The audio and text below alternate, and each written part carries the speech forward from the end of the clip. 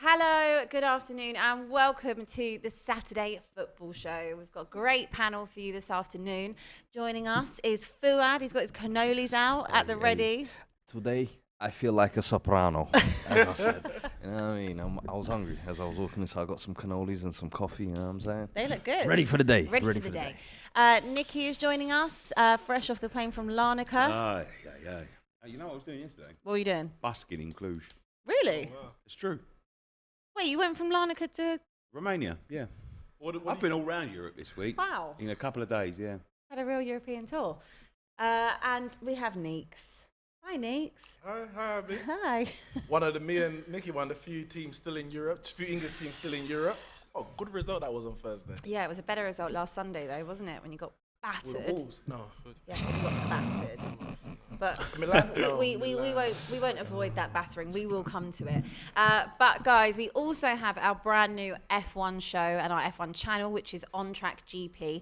The link is in the description for all the F1 news throughout the season. We're going to be bringing you every race, every qualifier, practice. We're going to keep on top of everything for you. So please go and like and subscribe. Shall we start with the game that's just finished then? Bournemouth. Yes, please. Bournemouth against Liverpool. I mean, I'll give you the floor. Because Bournemouth just beat Liverpool 1-0. Liverpool, just under a week ago, beat you 7-0. How does that make you feel? Oh, I'm so happy. I'm so happy. Happy New Year. Happy New Year. Listen. I'm so happy. No, I'm so happy. You don't understand. I'm not going to... Listen. Let's talk about 7. Because Liverpool, all week, those fans... Oh, the noise, the embarrassing noise. And I get it, you won 7-0, cool, 3 points. But let's talk about 7 for real. You scored 7 goals, cool. 7 points behind us, despite scoring 7 goals. 7 years of Klopp and only 1 Premier League. 7. That's all I've heard from them. Yet they go to Bournemouth, and I say big teams and small teams. And when a small team plays a big team, they raise their game. Liverpool raised their game at Anfield. They played the best I've seen since they last played Bournemouth. And today, it just comes full circle. You beat Bournemouth 9-0, you thought you were back. You beat Man United 7-0, you thought you were back. Less than 7 days later, you're back to where you were. Humble yourself. Don't tell us to humble. Cool, we lost. Right, cool. Then we won our next game.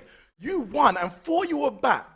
And you've gone to the bottom side and lost. Have some shame, because this has been an embarrassing season. And if 7 is the number, they need to be careful they don't finish 7th, because that will be really embarrassing. But, well done, Liverpool. You won 1 game last week. You lost your last Premier League game before the international break. And the only 7 that really matters now is the 7 goals that were scored at Anfield in the Champions League, 5 to Real Madrid, 2 to you. And your season is going to be over next week. Well done, Liverpool. In 7 days. 7 is the magic number. 7 is the magic number. You want to take a breath? Oh, no. Come up for some air. No, for a that's second? Cold bars, man. And all you this, know there's probably a lot of 7s. There's probably a lot of 7s in the chat. And the Liverpool fans will say, where's Neeks? Neeks is hiding. I've been hiding for 7 days. And I'm back. I'm back. Ahmed on the Super Chat says AGT is hiding in shame, burying his head in the Oh, sand. AGT. Embarrassing. He's not here Monday either. He wasn't here on Monday? No, he was here on Monday, this Monday. Oh, he's not here for Roundtable. How convenient. How convenient. To be fair, because neither am I, he so. messaged me on Insta, a lot of Man United fans, after that 7. And I said, wow, Liverpool fans woken up. I forgot they existed this season. They've been so quiet. They've actually been humbled this season. And Ten Hag gave them a little rope and said, all right. And they thought, yeah, we're there. And you hung yourself. Well done. Well done, Liverpool. Okay, well, we will talk about Liverpool in more depth in a little while, but I want to kind of look at the repercussions that has for West Ham with this Bournemouth win. Nicky, you must be concerned. I'm really concerned, and I've got, I've been saying this all season. I've got reason to be concerned. Our team and our manager is just not up to it. They've got no fight in them. The manager don't know what he's doing. He's lost the plot. And I've been saying this all season. And people were looking at me at the beginning of the season, calling me a fool. You're short-sighted. You've got short memory. And now look, we're getting to the business end of the season, and we're looking down the barrel of a gun, in my opinion. And you go to Forest, you beat them 4-0, you think maybe we can turn a corner, and then you go in there to Brighton, and I was there at Brighton last week, Abby. One of the worst performances. No, not one of the worst. The worst performance I've ever seen from any West Ham side. Ever. Wow. And I've been going for a long time. It was gutless. It was spineless. It was set up to lose. I'm seeing discombobulation between the team and the management, and the board are just sitting there saying he's not getting the sack. We'll probably keep him in the Championship. I heard that actually, that rumour earlier this week. It makes no sense. So what do West Ham do? Because you are now in that relegation zone because of this win. No. Leeds are in. Yeah, we're 17th. We're 17th. But it's all. Are you all on equal points? Yeah, there's a point between it. A couple of wins today, a couple of draws today. We could be bottom of the league. Yeah, I mean you're a point ahead of Leeds. Yeah. Okay, on 17th in 17th. So it's very tight. I mean, there's literally 2 points that's separating you from the bottom. I don't even know what to say to you at this point. But do you know what we've got to do, Abby? Cross our fingers and pray. But even if you sacked, I think it's too late to sack him. It's too late to him. It's too late. It is too late. Yeah, they've set up their stall, and they've got to deal with it, because the time to sack him. And I've been saying this all season. Would have been Christmas, right? I was saying sack him before the World Cup. When we lost 3 games in a week. We lost to Palace at home, Blackburn at home in the Cup, and then we lost to Leicester at home. And Leicester were rock bottom of the league at the time. Rock bottom of the league. I think they just picked up their first win the week before, and we got played off the park by them. And I said, at this point in the season, coming off the back of 2 good seasons, coming off the back of a Euro semi-final and all of that sort of stuff, I said, at this moment in time, you could get a progressive manager in, and your stock is still high at this point in the season. At this point in the season now, you're going to be scraping the bottom of the barrel for the for the Sam Allardyce. Big Sam, yeah. Let me ask you, because you mentioned the fact that you had the 2 good seasons prior. Obviously, football, the way football is now, you don't get much time in football. But how much time does 2 seasons buy you? Because on the back of 2 good seasons, to sack him, you're saying November, before the World Cup, October, November, you don't think that would have been harsh based on the last 2 seasons versus the first 2 months of the I think it was quite obvious then, Neeks, that the players had lost faith in him. They'd lost faith in the way he was approaching games. They'd lost faith in the way that nothing had changed, despite spending that money. He spent £200 million to improve the side, and he hadn't even put the players in by that point. And you think to yourself, if you're spending that sort of money, you want people that are going to come in this side and make this side better. It's already a good side. And I don't think it's the fact that the players have got worse. There's a couple of players there that have regressed a little bit just because of their age, that have been there for a long time, that should have been moved on probably a couple of seasons ago. It's probably a bit like Tottenham and a bit like Liverpool and things like that. But the players that we did have, and it's now coming out this week, and I've been saying this for 6 months, that they've got no faith in him, and they think the approach to games gives him very little chance of winning. And I see a point in the game last week against Brighton at 2-0 where he called the captain over, which is Declan. He said something, he whispered something in his ear, and Declan threw the water bottle down and walked off, and he started shaking his head. Damn. And I've heard through the grapevine that instruction was, shut up shop, don't concede anymore. At 2-0. At 2-0. I mean, if we had done not good enough. Not good enough. He needs to. He needs to leave now. Done with that, I know, yeah, in hindsight. But I mean, I get it. Leicester fans felt very similar at one point in the season. They're talking get rid of Rodgers, and I also felt, listen, he's been good. Like, yeah, you didn't get Champions League football when you could have, but you came 5th twice, won the FA Cup, obviously won the Community Shield, whatever. But for Leicester, that's a good couple years, 2-3 years he's been there. And then obviously you have a bad season. The owners, I get fans and owners obviously don't always see eye to eye. And I guess with West Ham and their owners, they've always had a bit of something, the last few years. But when it comes to Moyes, and it's maybe even relatable to Rodgers, it may be relatable to like Potter, for example, is that when there's no expectation or low expectation, they overachieve and they can deal with maybe a certain level of player and get the absolute best out of them and take them to, you know, the brink of success without crossing that barrier.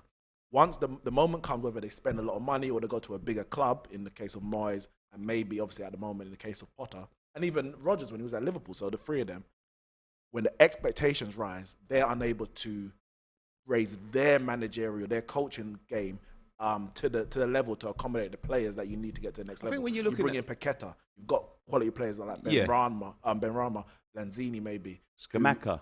Who you're not getting the best out of. But if you can, those players are going to get you to the next level. I just think and that maybe it takes you another get to that manager point do where that. these players come along and under someone like Moyes, they look at him and think, well, what am I going to learn under him?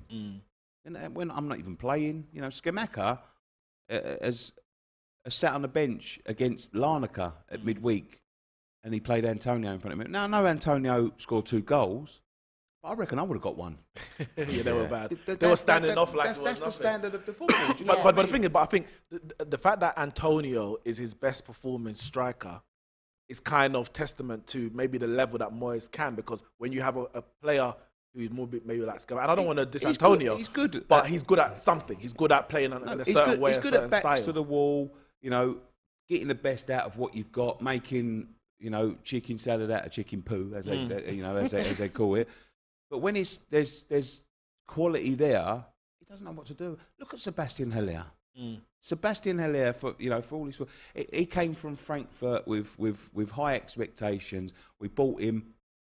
Moisey come in shortly after,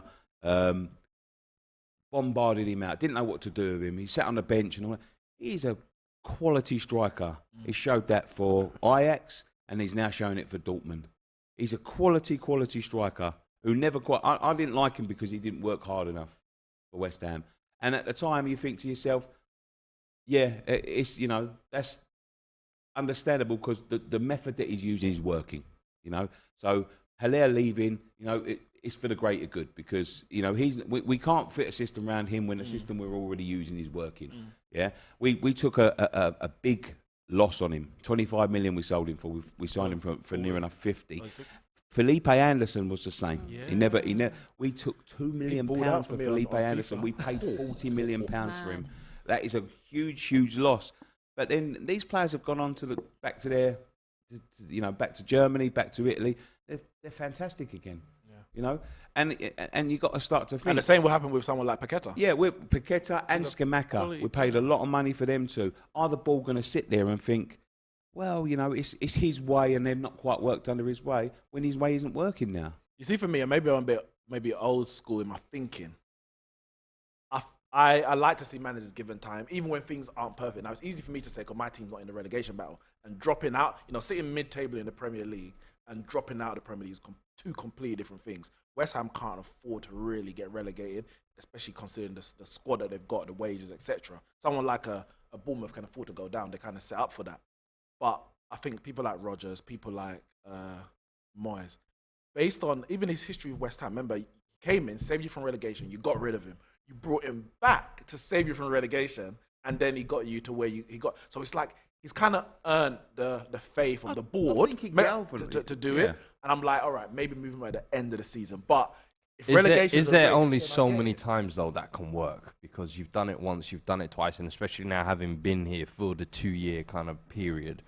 Where Nick is kind of saying maybe the players have lost that kind of trust in his voice, lost that motivation. So that kind of freshness where when he does come in and that impact is there, it's almost now the opposite. It's a tired message where they're like, as you're saying, when Declan Rice is reacting, saying that's the complete opposite of what you want. If that, I'll tell you exactly what it is. He's had he saved us from relegation. He's had that sort. We'll get some good players in next year. We'll really kick on. Get some good players in. Don't want to use them. Using the same tactics, setting up exactly the same way. We've been worked out. He's been worked out, and the players are sitting there thinking, I don't actually think he knows what he's doing when it comes to the likes of Scamacca and Paqueta, and he's meant to have a scouting system, And he gets Paqueta in. He's had him for 3-4 months. He goes, I think his best position is just deeper. And I think I do more due diligence when I buy a car than when they're buying a player that's worth 50 million quid. If he don't know where his best position is, I'm sorry, but it's not good I enough. hear For it. me. All right, let's pause that for a little minute. Should we look at the 3 o'clock lineups today? Let's go with Everton against Brentford. Have a look at that team. If we can get those up. There's quite a few 3 o'clocks today. Big game for Got it. Everton. Well, it's always a big game for Everton, isn't it? Oh, okay, perfect. All right, so for Everton, do you want to go ahead? Yeah, go we've ahead. got Jordan Pickford, Seamus Coleman, Michael Keane, Tarkovsky, and Ben Godfrey in the back four. And then in midfield, they got Iwobi, Decore, Idrissa Gueye, and Onana and McNeil. And then up front, Damari Gray. Okay, and Brentford? Brentford got David Raya in goal, Aaron Hickey at right back, Pinnock, Ben Mee, and Rico Henry complete the back four. Damsgaard, Norgard, and Jensen with the midfield Danish trio. And then up front, they've gone Mbembo, Tony, who's still out, and then Janelt, who's in an unorthodox left wing position today as well. Tony's still playing till that decision comes in on whether or not he'll receive a ban. Leeds, let's have a look at Leeds against Brighton. Leeds go Melier in goal, Ayling, Koch, Woba, Firpo, Adams, Rocker, Somerville, Aronson, Harrison, and Patrick Bamford. Brighton go Steele, Veltman, Webster, Dunk, Estupinan, Pascal Gross, Casado, Solly March, McAllister, Matoma, and Ferguson. Anyone have Leicester-Chelsea for me? I can do that. for you. I'll give you Go for can it. have the honours of Tottenham as well. Leicester, Ward in goal, Pereira, Suter, Faze, I think it is, Castagna, Amate Mendy in the midfield, Iheanacho, Maddison back, Dewsbury Hall and Daka up front. And Chelsea in a 3-4-3, Kepa in goal, Wesley Fofana, Koulibaly, Kukurea, Loftus-Cheek and Chilwell as the wing-backs, Enzo Fernandez and Kovacic in the midfield. Felix Mudryk starts. Mudryk starts. Yeah, and Havertz through the middle. If Mudryk doesn't score or assist, he is the new 007, 0 goals, 0 assists, 7 appearances. Don't worry, man. We got 0027 over here. So. Yeah. Oh, God. Hit us with the, We don't- hit us with the squad. They think 007's fun. You lot have seen nothing yet. Go on. Who's this? Which game? Tottenham. Tottenham. Sorry. Let me get it up. Tottenham Forest. We have Fraser Forster in goal. Romero, Langley, and Dyer in the back three. Porro, Skip, Højbjerg, and Ben Davis. And then up front, we've got Richarlison, Humansson, and Harry Kane. And then for Nottingham Forest, we have Keylor Navas in goal. Serge Aurier, Worrell, Felipe, and Renan Lodi in the back four. Freuler, Shelby, and Mangala in a midfield three. And then Lingard, Gibbs, White, and Brennan Johnson in the front Okay. three. Can I ask you about Yeah. Spurs? Porro. Yeah. What's your thoughts on Porro so far? Because, Honestly, so far, yeah. aside from the debut, I think he's looked good. I think technically he's looked very sound. I think what he provides, if you are going to judge a player 4 games into his I'm not going to judge him. I'm just Spurs asking. career, I think that's absolutely crazy to write him off. I think I've seen enough of him where I'm like, yeah, that's definitely someone we can build around. The core fundamentals of what you need in a modern day right wing back, if you like. I'm worried maybe if we do go back to a back four, how does he cope defensively? If Conte was to leave at the end of the season, Yeah, for example. so I would want to see how he kind of molds in that. But I do think the one thing he does have about him, he does have like an attitude to every time he gets on. Seeing him screaming and shouting at guys and pulling guys, I'm like, oh, I like this. I didn't even see Emerson do his this. So. debut. His Obviously, debut I don't was know, was it who was in Leicester. Manchester? Leicester 4-1. Was So it- it I was think it was like one of the it commentators was was a actually write off. slating Yeah, him. it was It a was very, Sherwood. very Oh, Sherwood, poor. okay, Sherwood. okay. And I It mean, was who poor. who really takes what And there Sherwood was says into another- account? Was there another game where he got taken off at half time? I'm trying to remember. I can't remember exactly. I haven't really watched it. don't think but, so, what, but- but what I was going to say, Emerson seems to have risen his game since Porro's been signed. And So, I'm hearing people calling for Emerson to start. And I was like, Yeah. The thing with Porro is he's been involved, I think, pretty much in the last 3 games where it's been cup elimination, Champions League elimination, and then lost to Wolves. So No, his it's start hasn't it's looked not great. It's But not his fault. 100%. I Definitely think the optics of it look crazy. But Emerson, rightly so, you should be lifting your levels, but it shouldn't take you Another 18 player months to come into your in. career, £1 million of summer investments into your body, and then a whole new 43 million signing coming in to pick up. For me, if he does well now till the end of the season, fantastic. We can All sell you're it. doing is inflating the price. It looks oh, good so for the next you're buyer. done with Emerson? What? We've been done. There's no saving that I'm career. sorry, I'm the sorry. people that sit there We've and say, got- "Oh, we we've- love Emerson, we love the great. Please, You love, no. you can love him for the Sometimes- compilations, but Sometimes compilations don't genuinely, do I nothing." feel like it's a troll. It's like I when know, it's mad. there used to be like segments of the Spurs fans that used to love Sissoko Yeah. or love Winks, and I'm like, You guys must be trolling because I think it can't it's be being what you see. contrary I'm for the convinced sake it's of it. Yeah, 100%. whatever everyone's gonna say, I'm gonna be the 100%. opposite. So for me, I think you've got Jed Spence, who's developing out on loan, doing his Udogie bits, coming back. and then Udogie on the other side as well, who's a young left wing back doing his bits. Udinese, and then Porro, you've got a right wing back. Good That's your options. kind of three that you roll with next year. Yeah. We're going to talk about Spurs in depth, Yeah, trust obviously, me. after a terrible week. Let's do some predictions, though. We have one pen to share. No, two pens to share between. Yeah, there's a pen there, a pen there, and then we have a pen. So people with the pens, write down first your predictions, please. I haven't seen the whiteboards in a long time, so I'm happy to have them back. Yeah. Let's do some super chats while you guys do your predictions. Rune says, if Spurs lose, will Abbi switch allegiances to Man United? Absolutely not. No. Yes, she No will. way. No, my whole season now rides on Manchester City, so I'm a City fan, if anything. Save us. Save us, please. Lionel Messi, world champion, sadly not the real one, says Spurs should sack Conte after the Forest match today, win, loss or draw. Canadian Guna said, I'm enjoying the misery of Spurs. A goddess like Abby deserves more. We'll accept you instantly at Arsenal, but Fuad, don't even bother to apply. Damn. Damn. Clara I wasn't says, gonna. Clara says 007 is when you start 7 games. This is Madrid's only 3rd start. So for now, 007 title is safe with Jadon Bencho. You don't make the rules. 7 appearances, 7 starts. You're lucky I didn't say 7 minutes. You're lucky. Just take the appearances in it. Right, let's get you guys' prediction when you're done, and then we can deep dive into talking about Tottenham. Unfortunately, we've got Everton, Brentford, Leeds, Brighton, Leicester, Chelsea, Tottenham, Forest. Guys in the chat, please send through your predictions as well. Let's see what you guys think is going to happen this afternoon. Yeah, I mean Everton, they need a win as well. Sean Dyche. Yeah. They're still 19th. They need to do something. But a win today for Everton would take them out of the relegation zone. So it's big. Big. I hear the sighing. Yeah, it's the point of the season when you have to start relying on, your most hated rivals to start getting results against clubs that could end up putting you in a relegation zone. So. Okay. I say my prediction. Yeah, go on. Neeks, you take us away. So Everton, Brentford, I've gone 2-2. It's a tough one. Everton need a result, but Brentford, obviously, they're a very good side. I've got Tony captain in my fantasy football, so I could do with 2 goals from him. But Everton 2-2. Leeds, Brighton, I've gone 3-1 to Brighton, away at Ellen Road.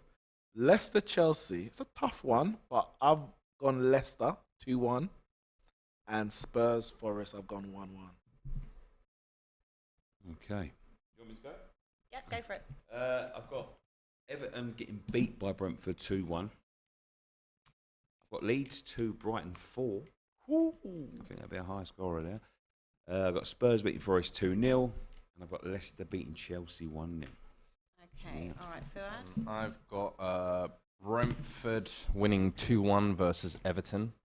I don't think Everton are in great form at the moment, so fancy Brentford for that one. Brighton winning 2-0 away to Leeds as well. Similarly, Leeds, just don't think the bottom sides are really going to get anything today. Leicester versus Chelsea. I think the Potter era may have begun, Oh, when I see Daniel It may Levy, it have makes me begun, feel so I'm going 3-1 Chelsea. I can see that possible, happening. it's And then with us now obviously being officially out of all competitions, Whoop, whoop. I can see you Spurs finally saying, you know what, let's actually turn up for a game today and winning 2-1 against Nottingham Forest. So gone for that. All right, I've gone for an Everton 1, Brentford 3. For some reason, I keep thinking this Leeds-Brighton game is going to be a draw. I have no idea why, but I said it yesterday and I'm still feeling it today. So I've gone 2-2 there. Leicester 1, Chelsea 2, and I've gone Tottenham 0, Nottingham Forest 1. Oh, wow. I'm a realist. Fairs. But I can Can't tell lose you, to them today. I can Not tell at you home that. as well. Talk to me, what's your thinking behind that? Firstly, I'd just like to Your confirm tap-tap. Antonio Conte is 100% leaving. At the end of the season Yes. or after this game? No, I mean definitely at the end of the season. Yeah. Hopefully after this game. Did he text you? No, but I know somebody who rents a property to a member of the coaching staff. Right, and they've basically said, hey, the lease is up in July, we ain't renewing. Should like cut it. Interesting. Cut it off in May. So Interesting. there you go. So there's your exclusive, GR guys. Sports exclusive. Exclusive for you. This is why we pay her. Yeah, there we go. That's your exclusive. So there we go. You happy He about is that? Yeah, I couldn't care less. I'd like him to leave tomorrow. Fuad, you happy about it?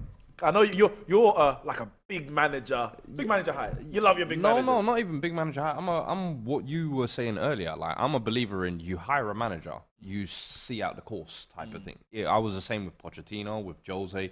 I'm not someone who's out managers, if you like. I'm like, listen, even right now, I think Spurs fans are calling for Pochettino, the return of Pochettino, and I've said, Abbi's got a plane flying across Tottenham I've been Stadium hearing today. her preaching from the rooftops about Pochettino. And the thing is if you sack Conte right now, that's the only one that makes sense. Yeah, the only option. Right now. And the thing is for me, the reason why I kind of don't want to do that is because it allows the board to get away with the criminalities of sacking him in the first place.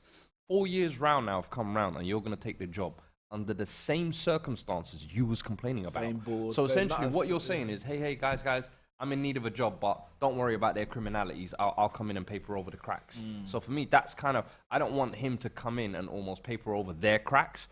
And then at the sake of, if the job goes wrong and they don't back him in the summer, hypothetically, now it's on him. Yeah. And you've ruined your entire kind of Tottenham era legacy. that you had with us, and it's all that work and done for nothing. Whereas I'm like, the board have made this decision to hire Conte. Yeah, you better own it. You and made whatever the decision happens. to January. You had the opportunity. We all sat here in DR and we said, should we sack him in January? And we were like, yeah. If you're not going to back him, sack him now, get a new man in, give him the money, give him the second half of the season. They said, no. We want to stick with Conte. Now you're out of all the cups. Now's the time to throw your toys out the pram. No. Top four's still there to be grabbed. I still think Conte's a good enough manager. I'm not going to give these players who absolutely bottled it in these last 3 games against Wolves, you were outschooled. Against Sheffield, outworked. Against Milan, you didn't even turn up. No, So I'm not going to act like Conte's got a magical controller and he's the one telling these players, don't run, don't press. Listen, I'm not saying his tactics are helping. His tactics definitely negate us to an extent. But these players have to turn up and put a performance in. I'm sorry. Kane, Kulusevski and Son in that Champions League performance, they're my favourite guys. But they stunk it up on that day. But Spurs fans want to turn a blind eye to that and cry for Potters. Look, I think it's Not me. Look, we know it's a Not me. mixture of all 3 things. I think, from the Conte aspect, I mean, the football has been dire. What I don't understand is how Tottenham were possible to play such high-octane, great, counter-attack football last season, and I don't understand what's changed. It's still the same personnel, essentially. I would Abbi, say, if anything, the personnel was supposed to have improved because well, of the exactly. supposed good summer. yeah, absolutely. So it's a case of, for me, that's why I'm not giving these players the pass. there's been a goal already. Dwight McNeil. 1-0. Everton. Oh, my God. 1-0 at Everton. Great start.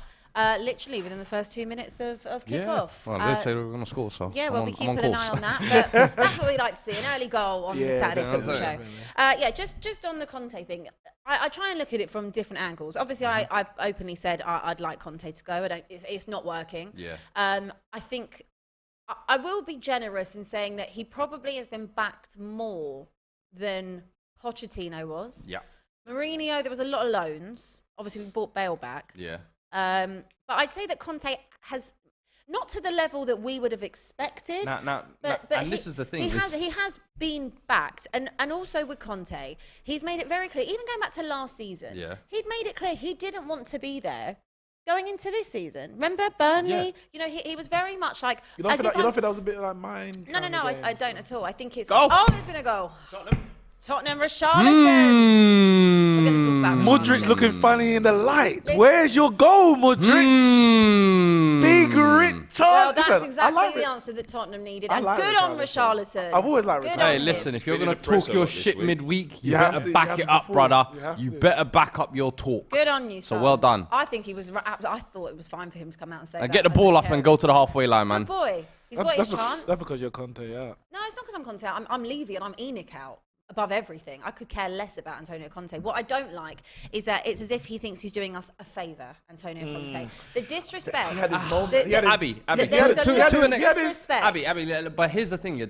Can you not understand where he's come from? And I'm not saying that I yet in the can, sense but of he's you've doing a favour. taken the job. You've taken the job with £20 million. If you don't want to be there, walk away. No, not even don't want to be You there. don't yet. need the It's- money. it's- Fuad, he did his Jose Man United Sevilla moment. 100%. But what happens football when you're not heritage. being backed? when you're not being backed, and I'm sorry, you say backed, yeah, and I'm sorry, but I don't look at that as backing, because you know why? We look at it as backing from comparison to what Spurs managers have been offered. But if you want to be a top club, a serious, good finish. If you want to be a serious club, competing club, that's not the kind of backing you need. I'm sorry. I 100% agree with you. It is not sufficient backing. But what I'm saying is, he's been backed. Come from title but that's winners. his choice. Inter. You can't say to me, you've watched Mourinho be at Tottenham. Yeah. Okay, whatever people think of Jose Mourinho, he's a winner. Yeah. He wins trophies. Antonio Conte wins trophies. If you're taking a job at Tottenham, you know what you're walking into. So you can't then sit there and then say you didn't expect what you were going to get. No. I'm not going to have that. Do you know why? Because when we went for Conte, we went for him in the summer. Couldn't afford him. Got Nuno. That went wrong. We could afford him. No, we couldn't. That's why he rejected us. That's why he rejected us in the summer. He rejected us in the summer because he thought he was going to United. No, Abby, I'm not having that narrative changed. We went to him in the summer. But he looked at our project. But you didn't have Paratici at the time, innit? We didn't have Paratici. And then you just got Paratici. We just got Paratici in. So he rejected you. No. We just got Paratici in. No. Ask Robbie. So when he rejected us in the summer, regardless of whatever reason, we went back for him with our hat in hand, like, hey, we just sacked Nuno. Can you, former title winner? And I know we were broke in the summer. In fact, we're going to overpay you 20 million. You got to remember where we came from and where that came from. That's why he's got that mentality. So I'm not mad at it. That's the thing. I think for him to think, for him it's allowed. That is goal it disallowed? For an offside. Boy, that's tight. But this guy looks like he's playing knee. him on, but. Sorry, I need to see some lines. It's angles, isn't it? I need to see some lines. Anyway, all I'm going to say on that is I suggest you both ask Robbie about that conversation. What was Robbie in the boardroom now, yeah? There's some very good ITK on there from Robbie. Hey, Robbie, I need to see your march out here today. Explain yourself. From Robbie. Anyway. The ins and outs of Spurs managers, I'm telling you, ask Robbie. That is why he ended up coming to us, and for other reasons as well, which I won't disclose on air. However, we are going to be discussing who the next Tottenham manager should be. However, we did do yesterday a very great intro for Best of Enemies. So let's run that clip and then we'll get into who should be the next Tottenham manager. So you look and you sound like you're in real pain. Talk to me. Please tell me what's wrong. I have had enough of this team, blood, yeah? Dead food, fam. Euthanasia FC, blood. You know them way there. End the stream, end the team, end the club, blood, yeah? These man are an embarrassment. Out of 2 cups in 2 weeks, we are cupless, walking around with a chest looking like young MA, fam. These man are an embarrassment. Get him out, fam. I'm still not going to games, blood. I've had enough of this, blood. X, I understand. But be like me. I don't care. You need to see the light. You need to accept it for what it is. Once you stop caring, you'll feel free.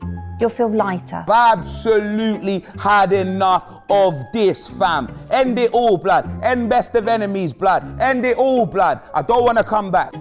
I think what's best is if you leave this relationship. It's not benefiting you. It's definitely not benefiting them. I think it's just best if we all move on. I'm only joking, you bottle job.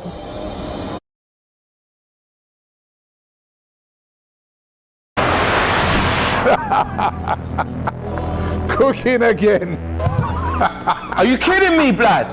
Are you kidding me, fam? Nah, bruv, I swear down, you man are taking the piss, blood. Honestly, fam. Here with a bondage mask. 50 Shades of Maltesers, blood. I hate this show. I hate this show, blood. Such great editing. You look and by the way, such great editing by the team. I can't lie, that was quality. That was a clean transition. It was clean so transition. Absolutely loved it. And big up to all of them. Right, so as we know, Antonio Conte will be going at the end of this season. So I want to run you through a short list of potential candidates. Maurizio Pochettino, Luis Enrique, Ange Postecoglou, Roberto De Zerbi, and Spalletti. Thomas Tuchel? You didn't put Thomas Tuchel. Thomas Tuchel is not noted on this list, but I also don't see the point of De Zerbi being on this list either. Pochettino for me is rose-tinted glasses, looking back. Luis Enrique is more of the same of Conte and Jose, where a manager who's going to come in, demand a lot, and the board aren't going to give him it. De Zerbi, for me at the moment, is a bit of a flavour of the month. I'll be honest with you, very new at Brighton. Let him kind of do his thing over there before we kind of get too sucked up on him. Postecoglou at Celtic, not really my cup of tea. I've said for me, I think the ones I would kind of look at are Thomas Frank at Brentford, but I think he's even come out the last couple of days, said he's really not that interested. Gallardo is another one, former River Plate manager, developed a lot of youngsters, Julian Alvarez, Enzo Fernandez, constantly kept losing his top talents, won the South American Champions League and the Argentinian First Division a couple times with River Plate as well, at a time when really and truly he didn't have a squad to be winning it. But I think a manager like that who can work with young talent, work within a budget, almost build a culture like Pochettino did the first time round, but without having to use Pochettino himself, if that makes sense. A newer, fresher version, I like to think of it. So for me, I think he's someone, and plays attacking football, which is something Spurs fans have been crying about and saying they want to enjoy. That has to be with the next manager. 100%. They have to play. And I think one Tottenham thing where a lot football. of people are seeing Luis Enrique's name, and Luis Enrique doesn't play an exciting style of play. I'm sorry. Spain's kill you with 1,000 passes doesn't entertain me. You're I'm also sorry. not going to be able to tick-attack football with Ben Davis, 100%. Lloris. Think about it. Like, and it's before not that, happening. he was working with MSN Barcelona. Yeah. So it's like apples and oranges, people. Like, let's get realistic. If you're saying you want to kind of go back to seeing the Tottenham you wanted to see where you enjoy the football again, Luis Enrique is not the solution in my opinion. And going back to Pochettino, it's a bit of the comfort thing for me. That's the only thing. It's the comfort thing. Makes I me feel hear warm it. and safe. I completely understand where people are coming from, but not for me, man. Let's move forward. I think that's the man. I think Pochettino's a bad decision. Not saying he's a bad manager, but I think it's it's going back. I don't think it's gonna Go for Chelsea. go for Chelsea. For Chelsea, is it Mudryk? Hopefully not. Is it Mudryk? Hopefully not. Just to silence you, it's not. It's Ben Chilwell. It's Ben Chilwell with the goal. So Everton are 1-0 up against Brentford. Leicester are 1-0 down against Chelsea. Tottenham had a goal for Richarlison disallowed for offside, but it did look a little bit suspect. And it's still Leeds 0, Brighton 0. Tell you what, Leicester are really getting sucked into this. Oh, yeah. I mean, they've been doing it for Massively. a while. But I think the Pochettino one, it's like it's not exactly the same, but it's kind of the reason I didn't want Pochettino at Man United. I think there's just too much baggage, and I say that in the sense of because he never won something his first time at Spurs. Then he went to PSG, and he was like, he won, but it was a bit 50-50. How good was he? Was it his fault? Was it the players' fault? X, Y, Z.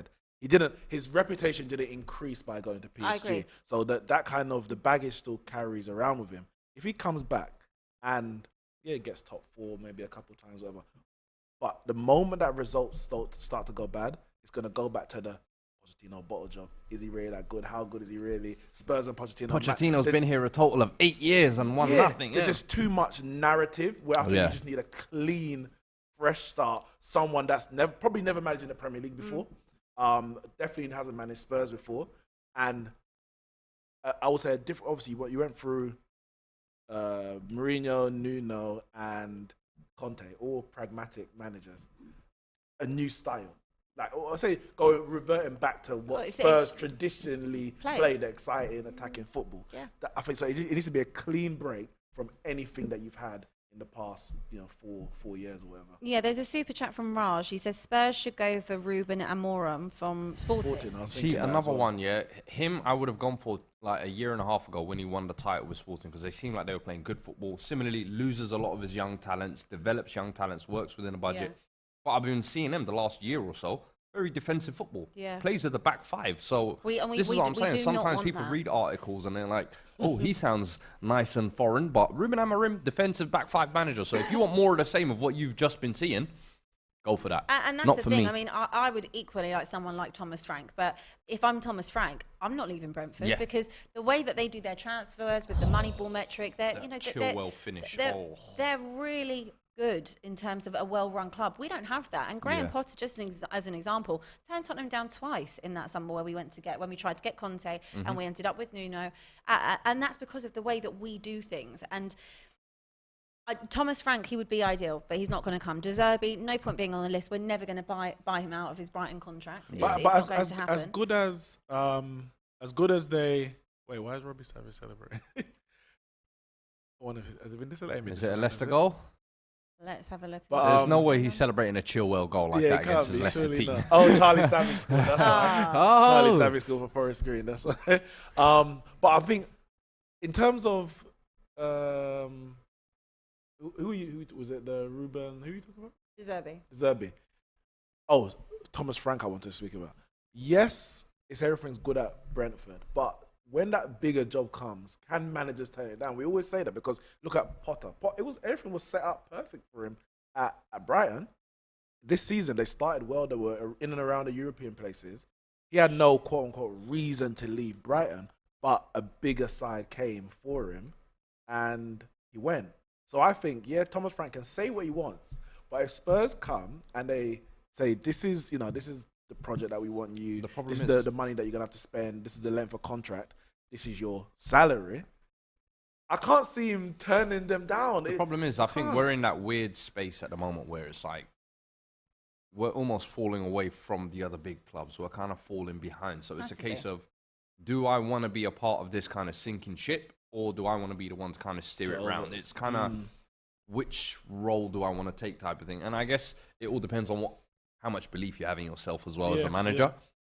But as Abby said, I think the Brentford situation, he's got a perfect job. He's got a recruitment team that almost has like a Moneyball system. So it's like one guy leaves, I got another guy with the same metrics. And Tottenham could do with that massively, but we don't have that. But it's perfect until it's not. Look at Leicester. Leicester's situation was perfect. No, there's a lot of reasons as to why Leicester. No, but there comes a point where the player that you are replacing is not guaranteed to be as good as or better than the player. Leicester tried to do it too like for like. They saw Mahrez leave, they got Gazal in. They thought Arab for Arab. It don't work like that, bro. Also with Leicester, they took a massive hit during COVID. They had a big problem. Obviously, forget they also lost their chairman as well, not too long before that. But they took a massive hit during COVID, and that. Their ownership has been great, and that's why I don't think they've sacked Rodgers, because they're going to keep him in place. They've done well to keep hold of Maddison. Whether or not that happens this summer, maybe not. But now the debts are cleared and things like that, which the son of the former chairman has now paid off. I think that we'll see Leicester start to rebuild. It's just because of the heights that they managed to hit in such a short amount of time. But then you look at Liverpool, for example, and Liverpool fans complain about FSG, who also use, I think, a Moneyball system. Yeah. But you look, I'll give you an example. They signed Mane, Firmino, Salah, in and around the 30 to 40 million pound mark.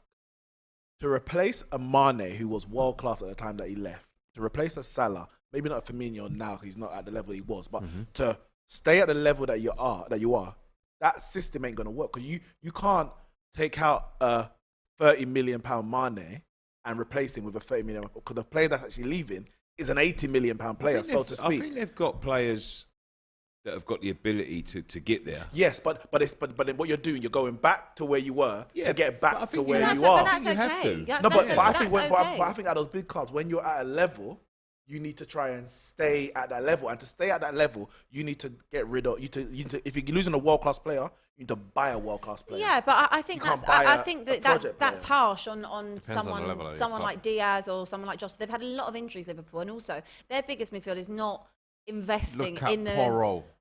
No, at least trying to go forward.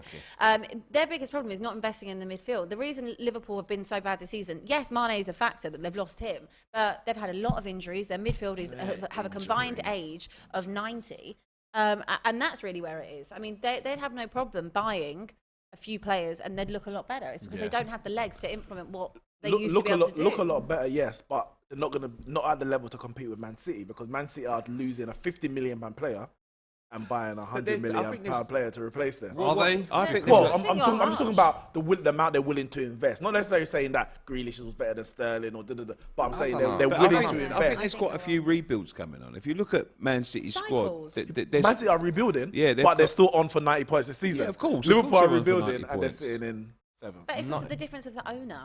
Yeah, I think that's just what they've got, and I think Liverpool. If you look at them in the long term, Gakpo, he's going to be a great player. I think Núñez is going to be a fantastic player. Diaz, Jota. For the future, next season, I think they'll be fine. Yeah. Harvey Elliott, If yeah. they could potentially get Jude Bellingham in the summer. Yeah, I think they're going to be fine. I think you take that little bit of a rebuild, but the thing that the top teams should be concerned about. Harry Kane I think there's a with few teams. the goal for Tottenham. Come on, you. Hopefully this one isn't going to be ruled out. Sound a bit more excited. Harry Kane with the goal for Tottenham. Woo! I'm just going to cherish him for the next few months till he leaves. Where's he going? Not talking about it. He's Well, staying we at will talk about it. Tottenham. That's He something for will later. sign a new deal in the summer. You heard it here first. DR Sports exclusive. I hope I'm you're in right. close contacts with the Harry Kane camp, and they have said to me, provided you get the manager, Fuad instructs, I will sign a new deal. Yeah, I hope that was. I that just will sold be Harry true. Kane a property in Manchester, actually. Did you? Nothing to do where he might be signing. Yeah. We'll talk about Harry Kane and what his future holds soon. Ahmad says, I see Julian Lopetegui doing well for Spurs. I mean, he's just gone to Wolves. Yeah, I was going to say. We doesn't can't make really go sense. and It doesn't poach make him. sense. LJ Brown said, I saw an old video of Neeks looking from the guy from De La Soul with the high top, and I missed Soul. De La high Soul. top Neeks. I had a high top. Yeah, I used to have a high top. When it was a low high top, they called me Nice Colo Toure. And then when it was higher, there was a few. Is there a singer? I remember that. Khalid? There's a singer. Khalid. Oh, yeah. Oh, I had a yo! high top. Yo, now that you said it. That is actually a great shot. Let me get a picture up for you, actually. Just Hey. watching that Harry Kane goal. Nice. Back to scoring ways. It was a bit weird for Harry Kane to not have scored for 3 games. I mean, Was it the guy's allowed to break, isn't he? Mr. He's the only one Not when he- scoring, he's not the only really one when he carries creating. the whole yeah, team on his back. exactly. Mr. Easier header against AC Milan. Shreth says, guys, to be honest, sadly, when 2 big managers who are winners fail at the same club and win nothing, it's clear that the club is shit and it's not a lucrative job. He's absolutely right. Yeah, I see that. I see that, Khalid. Yeah, I see that. Massam says, easy 3 points for Jason Bournemouth. Anyway, just a little bit more on Spurs before we move on and change topic for a little bit. It's clear that whoever the manager is told to not prioritise cups. It's very, very clear. They're told to not prioritise the Carabao. They're told to not prioritise the FA Cup.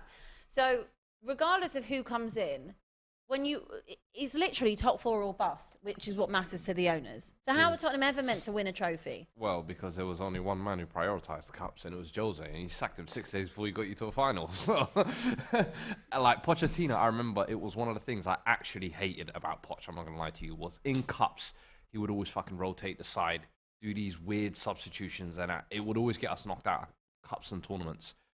Same thing with Conte now, what he did last week against Sheffield. I'm sorry, why are you resting Kane? I mean, who do they think they are?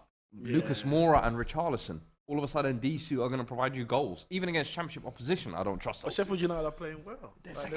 So it's like, I don't know, man. It was just over complacency. And I think time and time again, it just goes to highlight the lack of depth or lack of quality depth. Let me not lie. Because I think there is depth, but there's a lack of quality there. And especially when you talk about a drop-off from Son or Kulusevski or Kane even, replacing those 3 when they're at their best. I mean, guys like Moura, even... And then you look at Danjuma, who comes in January, one of the few guys who looks like he could provide a bit of spark. The one game he does start in the FA Cup, he scores, gets the winner. You're thinking, oh, we might have maybe a breath of fresh air like Kulusevski last year. Doesn't see a single minute in the last 3 games. In the press conference yesterday, Conte said he felt sorry for Danjuma. Oh, do you? Well, But it's you. He's not playing him. Well, he made it clear again. It's a club signing. The club wanted someone on loan. I didn't want him. The club wanted him on loan. But the thing is, all this club nonsense, at the start of the season, fair enough. But when results are going against you, you have to play. Yeah, you have to make changes. And this is where Spurs fans get angry. The right back one is the biggest one because Spence, all season, Emerson and Doherty were doing up crap at right wing back. You've got another option that it can't be any worse. It can only be as bad as it is because it was so bad. So you might as well just give it a chance. Let's see what happens. It can't be any worse. So you can't do this club signing to make a point. You're cutting off your nose to spite your face. Which is what And Conte it's that does. it's at Tottenham's detriment. Because it's not at his detriment. He's still getting paid. And he knows that if you sack me, I'm still getting paid. It's terrible. It's not an excuse. Because, okay, if you drop or you don't play Danjuma, cool. Beat Sheffield, beat Wolves, beat AC Milan, and it's a good enough reason. This is the team that I played, and this is the team that won. It's like, for example, what's his name? Ten Hag. He went with the exact same team that lost to Liverpool against Betis. If we had lost that game, or 2-0 down at half time, and we were unable to turn it round, that's on Ten Hag, because you had the opportunity to drop those players that put in that performance and didn't. You play them, you have to go and get the win. So if you're just making those big decisions not to play your club signings, then you better win with your signings. Yeah. And you're not doing that. So yeah, I'm not taking that from. Okay. All right, let's move on. Fulham against Arsenal. That is Sunday, 2:00 kickoff. We have a clip for you from AFTV Forever Arsenal podcast talking about Arsenal's current form. And let's roll that clip. Play. I think we deserve the draw. But I think, as Lee said, we're all probably going to say it, the defending is concerning. We're just it's not even that we're letting in too many goals. We're letting in too many chances. Yeah. Way too many chances. I'm in the league. We are literally wishing the league away and the Europa League away. You can't win the Europa League or the Premier League and defend like that. I'm watching games now and I genuinely don't have faith in us keeping clean sheets. And that's not a good place to be. That's not a good place to be. We're meant to be closing in now on the back end of the season, and I should be confident that my team can keep a clean sheet. We might not, but I should be confident that we can, and I'm not. And it's concerning. And if we don't sort it out quickly, Turkish, we're going to finish second. City will. We can't let in the amount of chances we're letting in and goals we're letting in and maintain this lead. We just can't do it. Yeah. So it's concerning. Okay, so taking all that in, should Arsenal fans be worried? They've let 10 goals in their last 7 games. Yes. Take it away, Nick. They should be worried. I think that a lot of their fans have already thought. I mean, that's the most sensible I've heard an Arsenal fan for about 8 or 9 months now. You've got to be worried. Man City know what they're doing. They've got experience of chasing these leads down, and I'm talking to Arsenal fans who if you're speaking to them now, they've already won the league. Very confident. Coming to the parade. Yeah, and the same way they were saying last year that they was in the Champions League before they was in the Champions League, they should be worried because from what I've seen from Arsenal, fantastic couple of comebacks, fantastic. This galvanising thing. These are what Premier League champions don't go 2-0 down in 2 games after they've had a run of bad games. Yeah. I know they've come back. Bournemouth was a game, Villa was a game. Do that against Tottenham. Do that against Chelsea. You're not going to come back like that. And I think we're getting that was being very complimentary of Tottenham. No. Me and Fuad just looked at each other like... There's going to be... They're coming to a point in the season which is the vital part of the season. The last 12 games, the last 12 games in the season will determine everyone's season. They're going to be going to galvanised teams like... They've already lost to Everton, who were galvanised. Now they're going to be coming to teams that are fighting for their lives. They're fighting for their lives. Arsenal have been, this rip-roaring team. Let's see where they are in the next 6 games. Because if they keep on conceding goals like they are, then they won't win this league. Well, this is it. It's like, I wouldn't necessarily say I'll be worried, but it's one of those ones where, as you said, if they continue to concede goals like this, they won't win the league. I'm saying they cannot afford to be scoring late winners for the next 12 games between now and the end. You're not going to get a 94th minute winner every 2 games. You're not going to do that. So you need. I'll be more.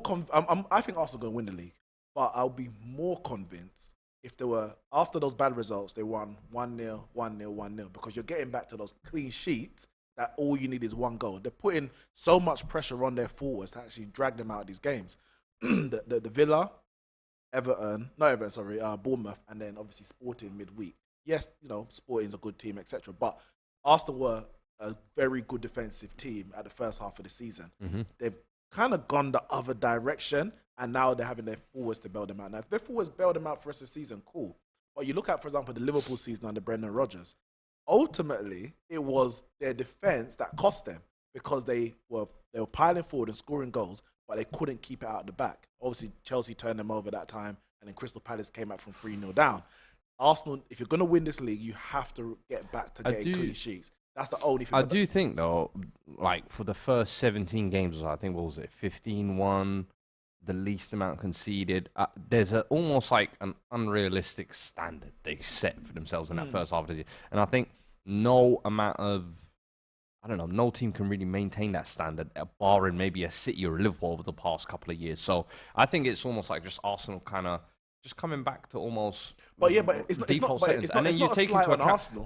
But you take into account as well, it's like they've lost Jesus, which is kind of the press out of that front three. Then they've lost Partey over the last couple of weeks. Then Xhaka last game or two. So it's like actual key pieces that were involved in kind of the defending from the front rather than the defending at the back. I think kind of just has a knock-on effect. But I do hear it. The season is long. Your squad does get tested. Results will test you. Yeah. Can you actually survive the kind of wave as they come? Because I think last year that was the one thing where it happened. It showed their inexperience with a lot of their. They had the youngest average team last year, wasn't it? Yeah, I don't want to. And you saw that kind of in the second half. It kind of reared its head. This season they've signed Zinchenko. They've signed Jesus. I don't want to turn on Arsenal because I think Arsenal have been a breath of fresh air this year. Yeah, they've been a really enjoyable team to watch. Yeah.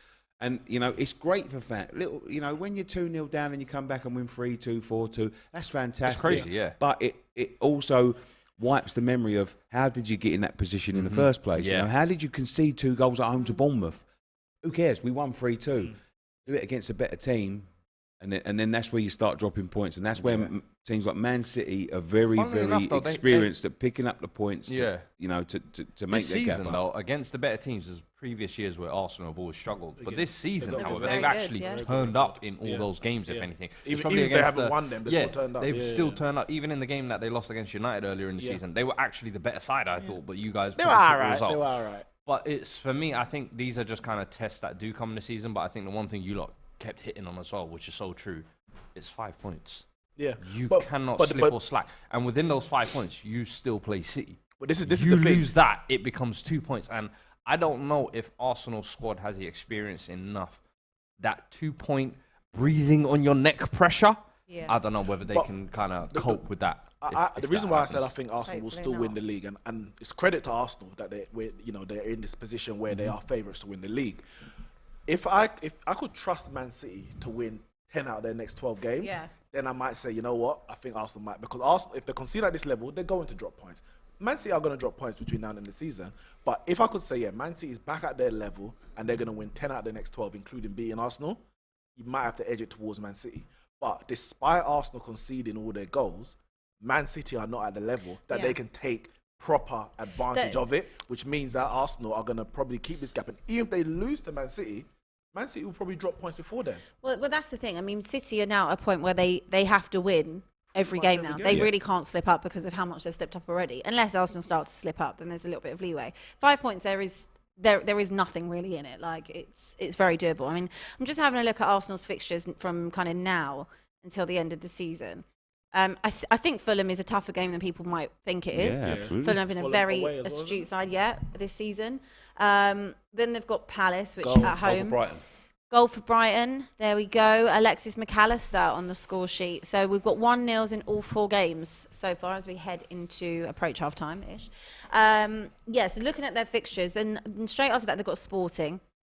They've got Palace at home, Leeds at home, which is kind of a banker, I'd say, for both. Yeah.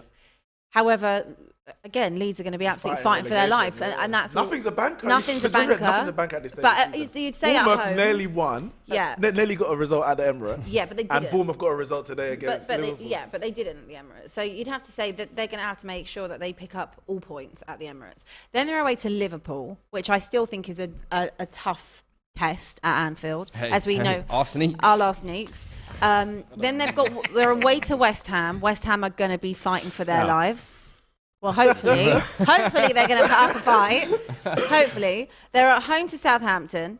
Then they've got Manchester City, and then Chelsea 3 days later, and then Newcastle. So, and then they've got Brighton.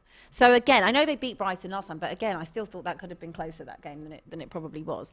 These are the kind of the games that I'm looking at, which is going to be a very defining time for them. I just think every game from Squeaky bumper. every That- game from here is yeah, just big. it is. Every game the is Leeds big. at home is big. Every single game is big Anfield for away, them. Anfield is big. Every Like, game is big, but that week, in the space of a week, they've got City and they've got Chelsea, and then the following week they've got Newcastle. all right, but and what's all of those games. You know what I'll say before 2-0 that? Chelsea, by the way. Kai Havertz on the score sheet. Chelsea back Hey, for the real. Potter Potter is era at has the begun. wheel. I'm telling you. Well, I'll say Man City have to play Liverpool. I mean, Yeah, what does that I'm gonna even get the mean, to City be honest? What does that have to fixtures. mean? But they have to play Liverpool 1st of April. They got Leicester at home, Brighton away, all before Arsenal. It's so hard to read Man City because you look at Man City's fixtures and really you're like win. But in reality, the Man City we're seeing is like they might not even get a win against Palace. Yeah, you don't know. And Palace is a bogey team to them. So come this weekend, Arsenal against Fulham, yeah, it's a tough game for Arsenal. But if Arsenal win, and obviously Palace are playing Penalty first. to Tottenham. Sorry. Penalty to Tottenham. Call yeah, it. see you later. Penalty Do you know to what? Tottenham. Apart from that Everton result, this is a perfect set of results for me. And I think if Man City drop points to Palace, which is very conceivable this evening, then Arsenal go into that. They don't have a good record against Palace. No, yeah, I understand that. And they're but- not playing great. So Stonewall. Oh, Stonewall penalty. And it's a goal. absolutely taken. And that's got to be a red card as well. and Harry Kane Red, scores but it he's 2-0. absolutely taken Richarlison out. Harry Kane has converted that penalty. It is 2-0. Did Richarlison just ask for the penalty there? You Yeah, jammy right. boy, don't you dare try and get that as your first. We will not Clear as accept day. that. Clear as day penalty, but it's cute. He asked for it. Yeah. As if Kane would be like, he'll be like, "Don't worry, son. Next season, Listen, they're this all guy yours." bet on his kid's life, Yeah. yeah? He ain't giving you no penalties. Never, never. They'll be in his name. Goal disallowed. disallowed The at Chelsea. The Chelsea goal's been disallowed. Okay, apparently. no goal for Kai Havertz. It is still 1-0 Everton, 1-0 Brighton, 1-0 Chelsea, and 2-0 Tottenham after that Kane penalty. Just want to read a few Kane super showing chats. Salah how to do it. Yeah, that went sky high over the bar earlier on today.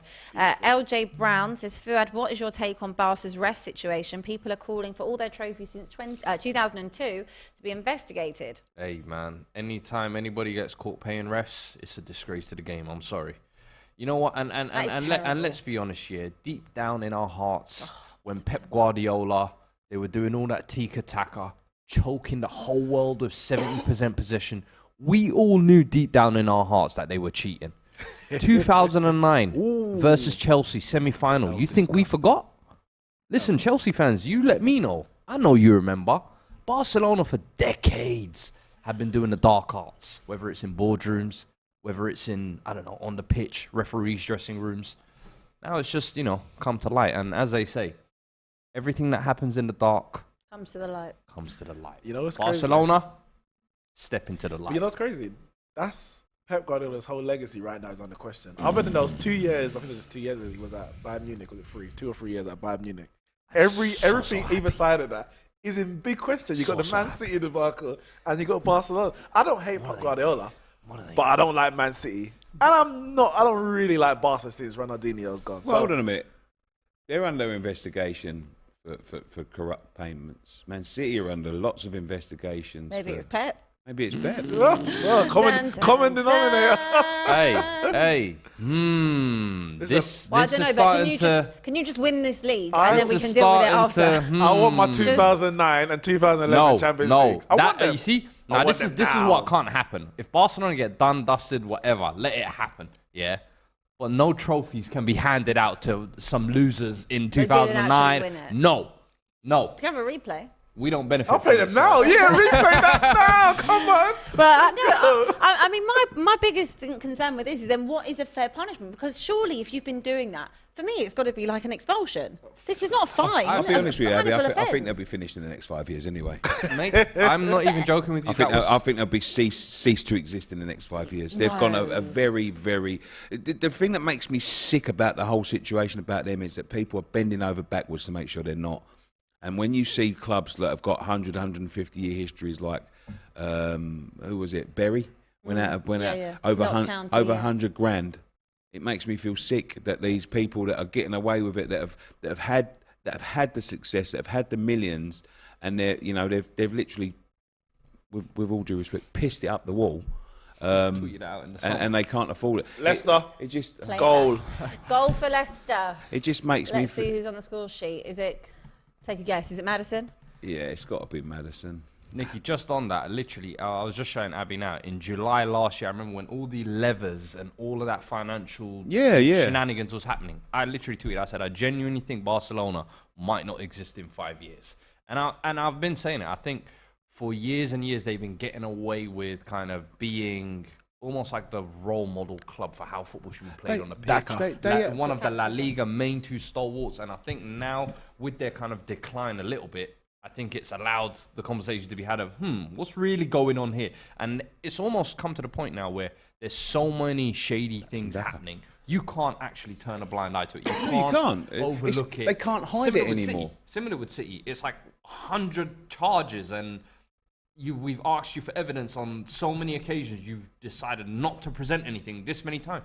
There comes a point when it's like, all right, you know what? We just have to put something out there. And this is Barcelona's it's you know, and you know, it goes to a point where they owe former players 30 million quid. They owe current players 17 million quid. Yeah, but they're allowing them to go and buy players and you know and sign. It's crazy, and it makes me. I mean, it's made the authorities look stupid to allow them to carry on doing this because they have sold the last pieces of anything that is remnant of making profit in that club. Goal at Leeds. For very short... Oh, for God's sake. Goal for Leeds. There's a goal 1-1. for Leeds. There's a goal at Leicester as well. Leicester's goal scorer was Patson Daka.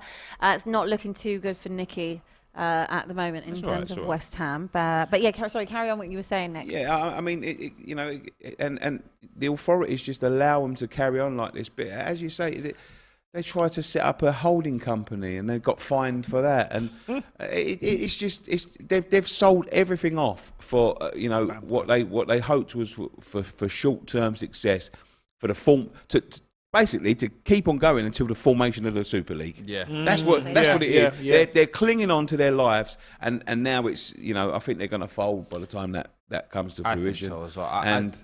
I'm glad to see it. I'm glad to see it, and I think this will be the beginning of the end for football in terms of how we know it now. You know, it's funny because throughout all Man United's success, we were being accused of paying the refs and Definitely paid off Howard well. Your day will come. Your day will come. After Fergie, you know, maybe that's why we're so bad, because we don't pay no one off. Listen. Maybe that's what we need get to your start money doing. up. When you're this tight. Get your money up. It's hard to cheat when you're broke. Yeah, it's true. Leeds goal scorer was Patrick Bamford, by the way. Darren Walker on the Super Chat says, agree Barcelona should hand back the trophies. Arsenal Champions League winners in 2006. I think it started in 2007. So everything prior to 6. Let Rijkaard get his due. Yeah. Guardiola will wipe him out. Shrek says, yo, Santa needs a cap. If City knew what they were doing, they wouldn't be trailing 5 to Kids FC. Kids FC going to win the league because mentality monsters be jealous. Nate H says, Klopp excuse, the ball was too round. Rye Dobby 94 said, if Man City drop points today, Arsenal win it. I agree, they cannot. Man City can't. I don't even consider that aspect. Man City got the Palace. They have to win. In my head, I'm like, yo, every week, I'm like, Man City automatic win. I'm like, you cannot lose. You must win. You cannot. Right, we are almost at half time. I want to kind of review what we did on our predictions, see how they're working out. Let's have I think I'm actually doing well so far. Okay, so far, has anyone got a correct score at the minute? 2-0 Spurs. I've got 2-0. You had 2-0 Spurs? I've got 2. basically, I just need Forest to score and I'm on the money for that one. I've got 2-1. All right, but no one's on the money other than Nicky's one result. Not the minute. No, I got Spurs. My Leeds one is already done because I said Leeds wouldn't score. Everton are 2-0 up. What? 2-0 Everton. I said they would only score 1. Everton done. I got Everton 2-2 Brentford. So come on, Tony. I need you something in the. And my Leeds 2 Brighton 2 is still technically on I got well. Leicester 2-1 Chelsea. To be fair, all of mine are on except for the Tottenham one. So, well, it's still. I mean, yeah. No, I had 1-0 Forest. Yeah, I had 1-0 Forest. I got 1-1 for that one. All right, we'll keep an eye on those. I want to talk about Liverpool as well. Damari Gray, by the way, with the goal for Everton. Big day for them. Liverpool. We started the show talking about them from today. They lost away at Bournemouth. Of course, they did smash United 7-0. A week's a long time in football. It is. A week is a very long time in football. They have the matter of a Champions League tie this week on Wednesday. It's an exhibition. It's 5-2 Exhibition. to Madrid. Do you back Liverpool to get themselves back into it? Abbi, don't ask me. I didn't come on here to get asked stupid questions. I thought this was a intellectual debate show. It's not where we out have of the realms. proper. I'm sorry, it's not out of the realms of possibility. We've seen Liverpool do it before. Do you think Liverpool have any chance of getting back into the game on Wednesday against Madrid? Oh, hell no. No, I thought you were going to say top 4 there. I was like, yeah. We're going to talk about top 4 as well. Madrid, hell no. No, I think Madrid won. They won the 3-1 early today. kickoff today as well, and Militao with a nice goal as well.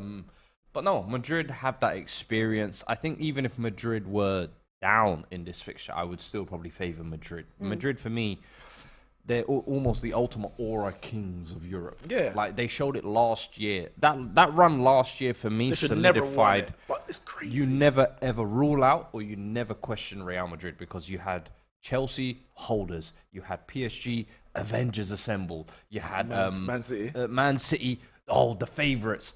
Every And then the single one final, of them. Courtois was man of the match. Liverpool were And this is the thing. And then you had Liverpool, who were like the super quadruple team. Goal They disallowed, faced by the way. every top team in Europe and said, "Give me your best, and I'm gonna show you how to really do I'm this." going to give you a head start as well. Every single We're gonna game. give you a head start. We're gonna give you the head PSG, start. remember PSG went. I watched them back Crazy. not too long ago. PSG went 2-0 up Yeah. on aggregate in the second leg, and back about 10 minutes, probably less than that. Bam, bam, bam. And now 3 you're goals. gonna tell me I've beaten you at home 5. and I'm gonna somehow lose this. Not in a million years. I'd put my mortgage on it. So Abbi, can you bring me another question? I'll bring you another question. That goal has been disallowed, by the way. I'm going to let it come over. That second goal for Everton, the Demarai Gray goal, has been ruled out, so it's still 1-0. Nicky, give me your opinion, please. I agree with these guys, but if there's anybody that can do it, it's Liverpool. I agree. They've done it against Barcelona, and it's at a week where they've just smashed in 7 against Man United out of nowhere, out of absolutely nowhere. And then But, today, Bournemouth. Today, Bournemouth 1-0.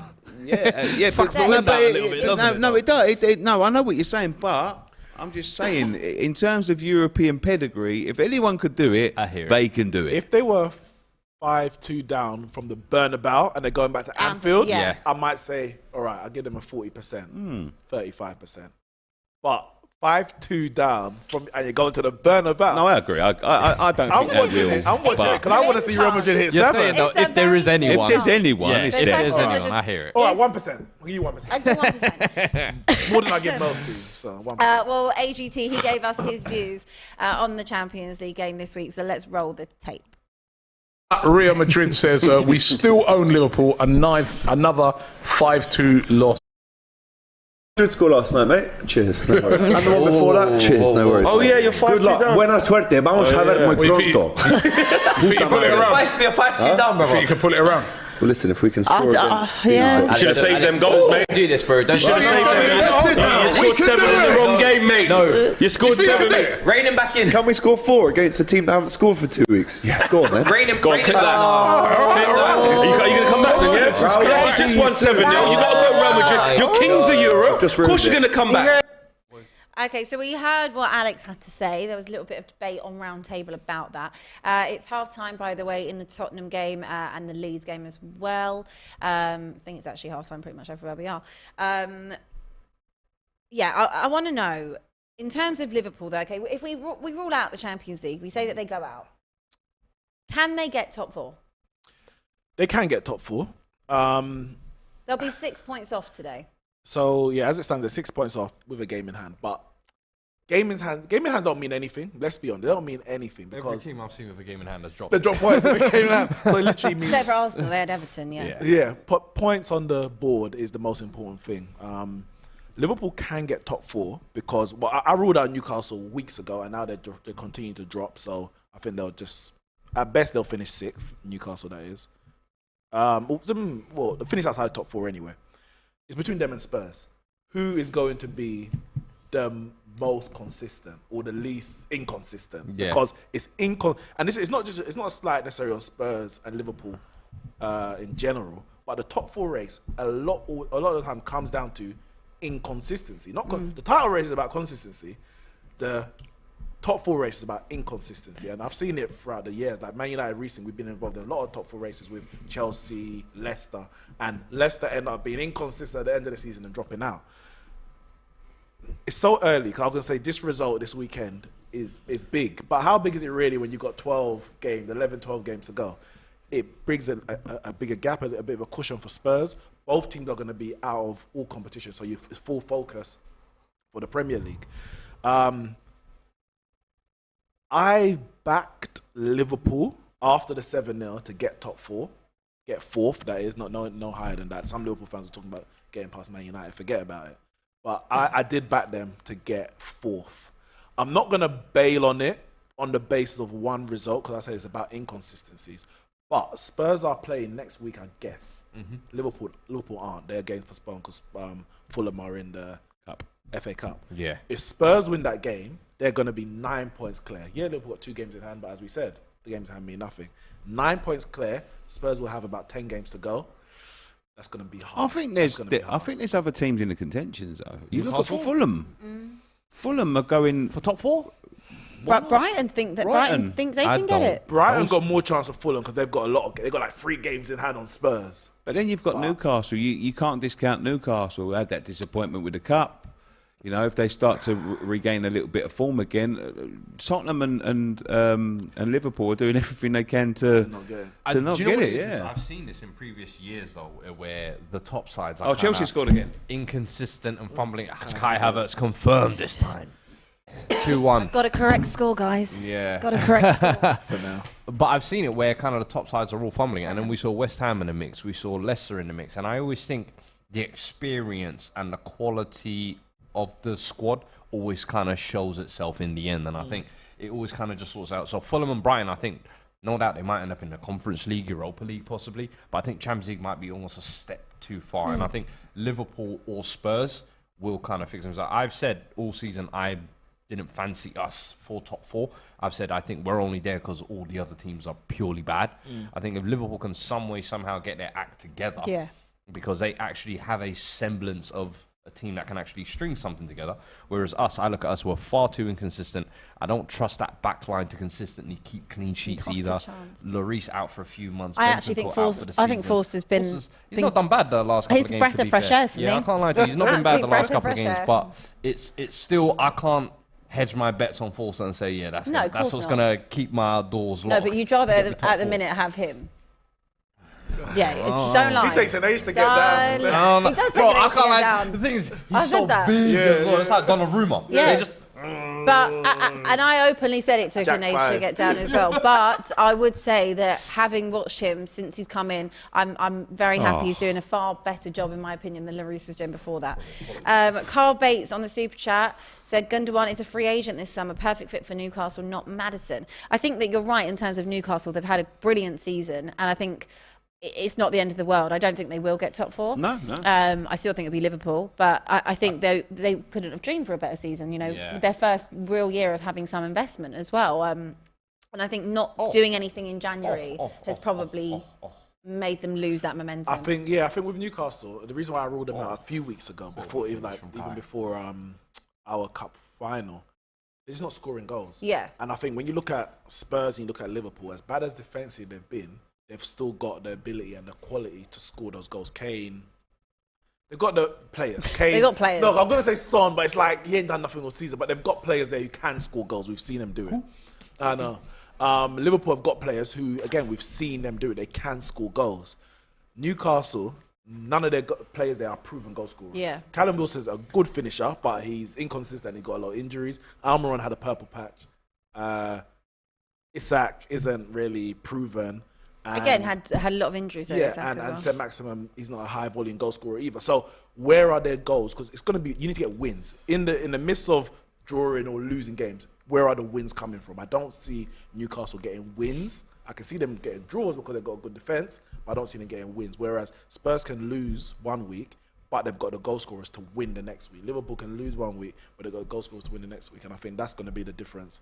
I think Newcastle are getting a little bit I think their fans are getting a little bit above their station. They as well are. at the Oh, moment. thank God someone else said it. And I've heard calls for Howe to be sacked. Who do they think they are?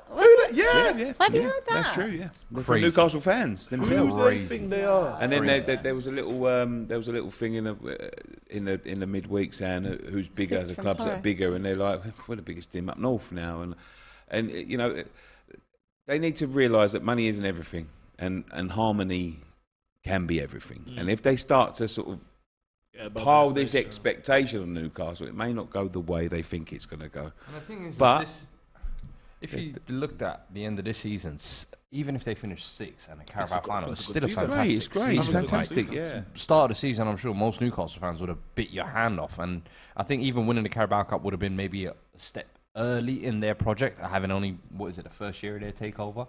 So for me, I don't know. I think it's way too much too soon. And then the free fall they were in before that Carabao as well was quite alarming. And I said, I've seen sometimes when a team plays in those Carabao finals, the form afterwards tends to tail off or go out the window because they think the season's almost over. They need to be careful that doesn't happen. You where normally if they find finish that, 9th or 8th now, it's, You normally find it approaching it as well. Yeah, Because they don't want to yeah, get yeah. injured, they don't want to get suspended. yeah. So I don't know. Newcastle are in a bit of weird situation at the moment, but I definitely don't think Howe is the person to take your frustrations on. I think even if you look at their January window, I felt like they were one of the teams that missed the trick because you lost John Joe Shelvey, you didn't sign a centre mid when that was a position that you actually needed to address before even selling Shelvey. You move out Chris Wood, who you brought in as an attacking option last January. You don't replace him, so it's like you've lost firepower, you've lost depth.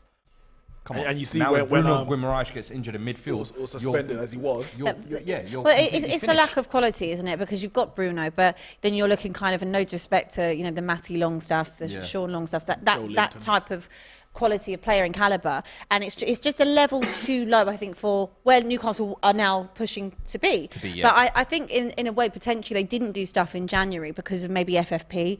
That could be a reason why. The 200 million break. That Ashley, because he hadn't spent, it kind of gave him that breathing space. And that's the thing. I think we gave Newcastle a lot of credit for their kind of first 2 windows of the takeover by saying, oh, look, they're not going crazy and not overspending. But then I think there needs to come that window where you just say, do you know what? We're going to maybe push the boat out a little bit. And I think that was what I expected this January to be. I don't know if Newcastle fans expected the same. They did spend a lot of money on Isaac. Isaac. Yeah. So, and he He didn't play in the first half, did he? No, he's been injured. So I think we'll see what happens more in the summer. But I think what more could they dream of in terms of they've been in a final? Yes, they didn't win it. They're probably going to finish somewhere between 6th and 8th in the league. That's a brilliant improvement. Well, it is improvement, but I think if they finish behind Fulham, Brentford, or Brighton, that's disappointing. I don't think they will. I mean, Yeah, I'm looking at the table now, and they're currently in 6th, and as we said, they've got three games in hand. They could finish 5th. They could finish 6th. They could finish. I think that they will finish probably around that 6th point. I think they have to. I think they'll finish exactly where they, and that's a great season. Europa League football next season is Unbelievable, unbelievable for Newcastle. When you think, go back to last year, the Christmas last year, they were bottom of the table. They've come a long way, and I think that Newcastle fans would say they're humble, but I will take on board that they're definitely not humble because they're trying to force a rivalry with us, Man United. I'm like, you had your moment in the 90s where Kevin Keegan bottled it. That's it. Forget, we are not your rivals. Yeah, we had a game that we were playing, but there's a lot of them, and there's a lot of the big, some of them are content creators, some of them are, on, different big channels, and it's like, don't speak to us. Chat to, in the words of a Spurs fan, chat to Brighton, Fulham, and come on, and that's what's really, that kind of got, and I bit my tongue all up onto that final. I said, these boys, they better go out. I couldn't imagine you and biting your tongue. when they lost, listen, I went in on them. I called out Alan Shearer and everything. But yeah, man, I like Newcastle. They will get there. Just be patient, be humble, in the words of Kendrick. Okay, be humble. Right, we are almost about to come back underway, so we'll do that. I want to know what you guys think is going to happen second half. Of your predictions changed at all? Yes. What do you? I mean, you can't actually change them, but you can tell. You can tell me what you now think is going to be happening. Well, I don't think Spurs are going to draw with Forest. Definitely Okay. not 1-1 since they're 2-0 up. It's 2-0. They did have they had that goal disallowed, didn't they, as well? So it could have been 3. Obviously, I haven't been watching the game, but Chelsea are winning. I'll stick with everything else because it's still possible. Like, I had Brentford to draw with Everton, that's very possible. Brighton to beat Leeds, very possible. I had Leicester to beat Chelsea, so they need a bit of a comeback in that second half. But apparently, from what I've read, they both had chances to make it like 2-1, for example, and obviously Chelsea scored in the 6th minute of added time in the first half. So it's clearly a bit of a tight game there. So I'll hold that one. All right, Nick, what do you reckon? No, I'm Holding out hope? Yeah, I'm going to hold out for the. I might not get the scores right, but I think. Was your predictions based on what you want or what you believe? Because I know obviously some What of the you want, relegation of teams course. are around there. Yeah, both. Okay. A bit of both. Fuad? Yeah, I think I'm on the money with most of them, actually. All I need is a goal or 2 here and there. You think Spurs are gonna concede or? I mean, wouldn't put it past us, to be fair. They 2-1, I might. can see that finishing. Leeds one, I think, is the only one that's ruled out for me. I said Leeds wouldn't score today, but they somehow did. Okay, Fair play. let's see what happens in this second half. There is a question here. It's about Harry Kane, and we will get into this discussion. I'll ask you first, as a Tottenham fan. Should Harry Kane leave Spurs this summer? And if yes, where to? Should he leave this summer from a Spurs perspective? No. Let next year be your farewell tour, you know. And go on a free? Thanks. And then go on a free. Yeah. Actually, or do you cash in on it and try there's and not maybe gonna be use that that to much rebuild? cash. I would say you're looking at maybe an £85 minimum. Is that going to go back into how many players?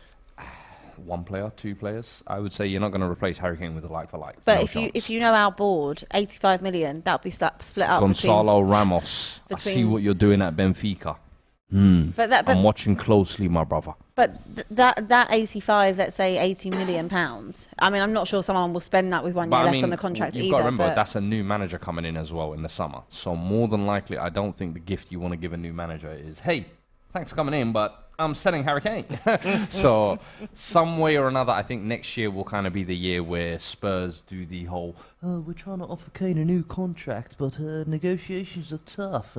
And he's just going to end up leaving on a free. So that's the reality of it, I think. But I think he deserves trophies, doesn't he? I agree. I in think my he eyes. absolutely I deserves think to be when you free. look at kind of My what nose is so cold. we've done to him over the last couple of years, essentially, the managers we've given him in kind of selling him the dream of we're bringing in winners and then not surrounding him with winners, essentially. It's like you're selling him a dream year after year. You told him, hey, if there's after a certain time, if we're not winning, I'll move you on. You sold him another dream. You lied to him. He He's wanted been to let see down so many time times. and time again. Pochettino's project, that whole thing, he was let down there again. So time after time, but what has he done? Golden boot after golden boot. Go to the World Cup, go and get a golden boot. Player of the year, I'll deliver that. PFA player of the year, I'll deliver that. Like, individually, he has played his part. Now, don't get it twisted. There have been big games where he Yeah. could have played bigger parts. Absolutely. But for what we needed and for what he's given us, I cannot fault him or question him. Forever grateful. Yeah, forever grateful. And Build a I've said statue. the best we've produced and the best we ever will produce out of the academy, honestly. Yeah. Ever. So for me, go and get your accolades now. You don't owe us anything, my friend. Okay, so if he does go, you're not gonna be one of those fans that hold it against Hell him. no. Is there certain clubs that maybe you say, well, you're... As long as he doesn't move to Chelsea or Arsenal, I couldn't give a Okay. flying. So Chelsea... If he goes United- If he goes Chelsea, what are you, like, traitor done, not a Tottenham legend or what? Let's keep it Look, above. realistically, I he's don't think he's not going to Chelsea, and he's absolutely not going Why to is he not Arsenal going to Chelsea? because No, I know he's not going to Arsenal. We Why is he don't not- negotiate with Chelsea, period. yeah, and Like we Daniel also- Levy doesn't negotiate hear with that. Chelsea, period.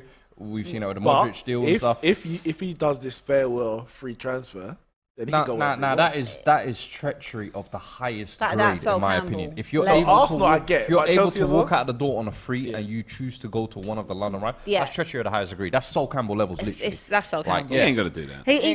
He's not that His guy. character's He's not not that that. guy. Yeah. First and foremost, so don't even wind us up like that. He's not that guy. But I think that he's, we know he wants to stay in the Premier League. There is definitely going to be a 90 million United bid this summer. And I think that will be the ultimate test of Spurs fans and Levy's resolve. He's going to go. He's going to go. Yeah, because what's your they'll opinion? take the I don't know money. if Levy will let him leave. No, they'll take the money. They'll take the money because he'll walk away for nothing. I don't think Harry Kane will. A lot of people say he's going to regret his time at Tottenham and he's going to regret the fact that he's not going. No. He will not. Even if he stayed there for the rest of his career. I think it makes him. I think it upsets him. That He hasn't been able to couldn't do steer that. Tottenham towards a trophy. Yeah. I think even if he stayed there for the rest of his career now, no bid's come in. He signed another contract to finish his career at Tottenham. I don't think he'll ever sort of look back and think, oh, I should have gone. Yeah. I should have. I don't think he would, because if he wanted to really go, he'll probably regret the time when he down tools and things like that. That's more the character he is. But I think he's going to go. I think that they accept the bid this summer because he walks away for nothing next. He's not going to. I don't think he will sign another contract. It's going to take. I think it would take a miracle for him to sign another contract now. I really do. I'll be honest. If he actually signed another contract, I would be questioning him. Don't get me wrong. I'd be very happy to have him, but I would be questioning him. I'd be saying, what are you signing up for? Harry, you're nearly you're free. Like, what are you doing? Like, You're free from prison. You're Go. free. Go. Like, I absolutely love Harry Kane. But there are some players that are happy in that environment. Yeah, but I don't think he is happy. When you consider he wanted to leave, we know that he was willing to go. At 26, 27, he's now 30. No, 30. We're talking 2 seasons ago. Yeah, I know. But Yeah. we're talking about now. Yeah, he though, was, but I think the fact that he wanted to go, I think it's not a case of. I don't think he will sign a new deal, man. He's going to definitely. I don't think he will. I don't think he will sign a new deal. But it would not surprise me. But then I think, how many times can they pull the wool over his eyes? You know what I mean? Like the amount of times they've got him to sign these new contracts with these promises of this and promises that, it gets a time when he thinks. Also, he knows. He knows the writing's on the wall for him. like- And I would absolutely not begrudge him. I would be happy. Look, if he went to United, I'd absolutely hate it. I'd rather, if he was going to go somewhere, he went If you abroad. go to Man United, I'll buy you a Man United shirt. No, Okay. thank you. That's where he's going to go. I think that's probably the one club I could be like, He's going to if he go went to there, them. No, yeah. I can see him at United. When I think of the Premier League, that's the only place I can see it. That's a very United-esque move. I've seen Berbatov, I've seen Carrick. Sheringham. I'm like, Sheringham. I'm like, Yeah, but what I don't want to do is what happened to us with Berbatov. I don't want to be giving you Berbatov and us getting Fraser Campbell. I don't want that.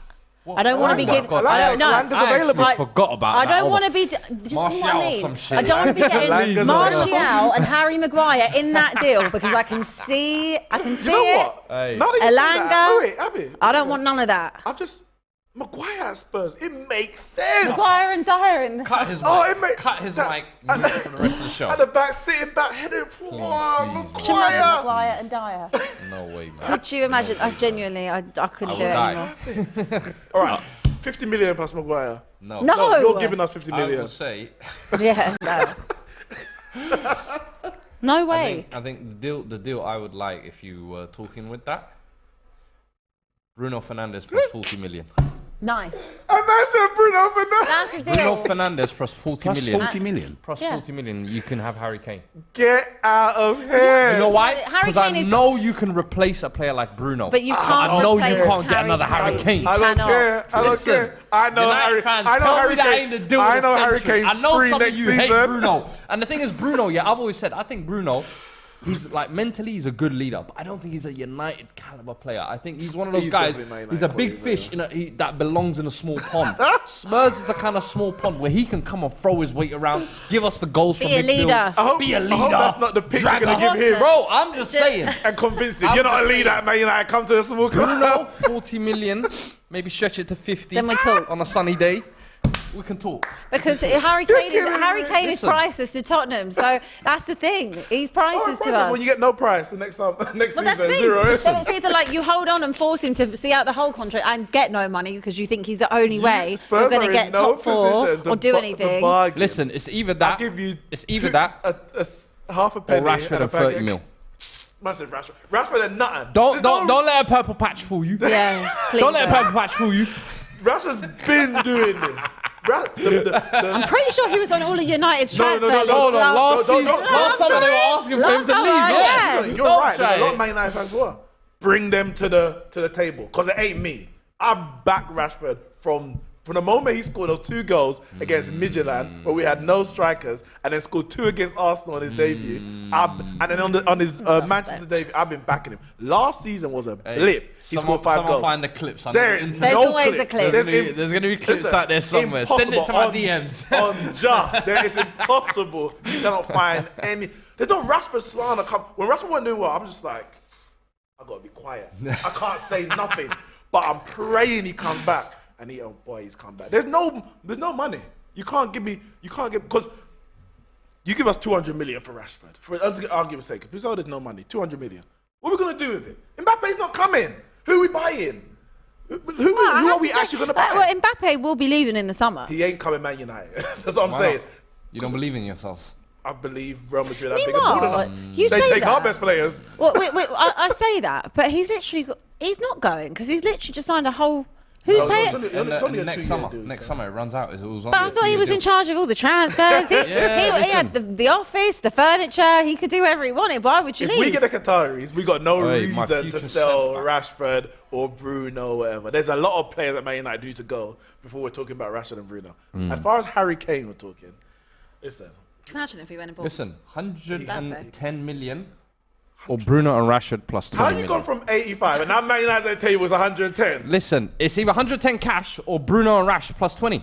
Bruno and Rashford! Yo, listen, the longer you take with these negotiations, the harder they get, you know what I'm saying? This ain't no easy money. I'll give you 75 mil 7? over 7 years. Yeah, all right. Said, Top bonus. get out of here, man. Let's read some super chats. Raj says Kane will be our new Robin van Persie. Yep. Can see it. Ahmed says the chance of Spurs splashing 100 million on Ramos or any other player are lower than the sky raining frogs. Preach. Ash says Kane came from Arsenal Academy. Get it right. No, he didn't. He's a Spurs fan. I'm sorry, lads. I hate to tell you this. Kane did not come from your academy. He wore a shirt once. Yeah, I'm saying, like, man, love to try and claim that. We've Do all your been there. homework. We've all been there. Should we move our attentions to Manchester United? There's a poll in the chat. You see that one? I haven't seen the poll in the moment. Yeah, it says, I haven't seen it. should Kane leave in the summer? 85% say yes, he should. Bruce Wayne says I'd be happy to give Bruno. He's not the future for Eric Ten Hag. All right, but what about the now? What is future? 45 Harry Kane- million plus Bruno. But all this future, all these fans love this world where we're gonna build for the future. Let's get all these 22-year-olds are built now. I want trophies yesterday, Yeah. and we haven't Got one. Yeah, and I want more now. I want more. Like when you get that feeling again after 5 years, I want more. I want can't it even all. imagine that Give me the feeling. community shit. I want everything. What is it? Trophy. Yeah, exactly. We've never heard this. heard Like, all of us never. Never heard of I it. want everything. That's all this- I'd spell it. So we can talk about all the listen, Man United's future in terms of when we talk about forward line.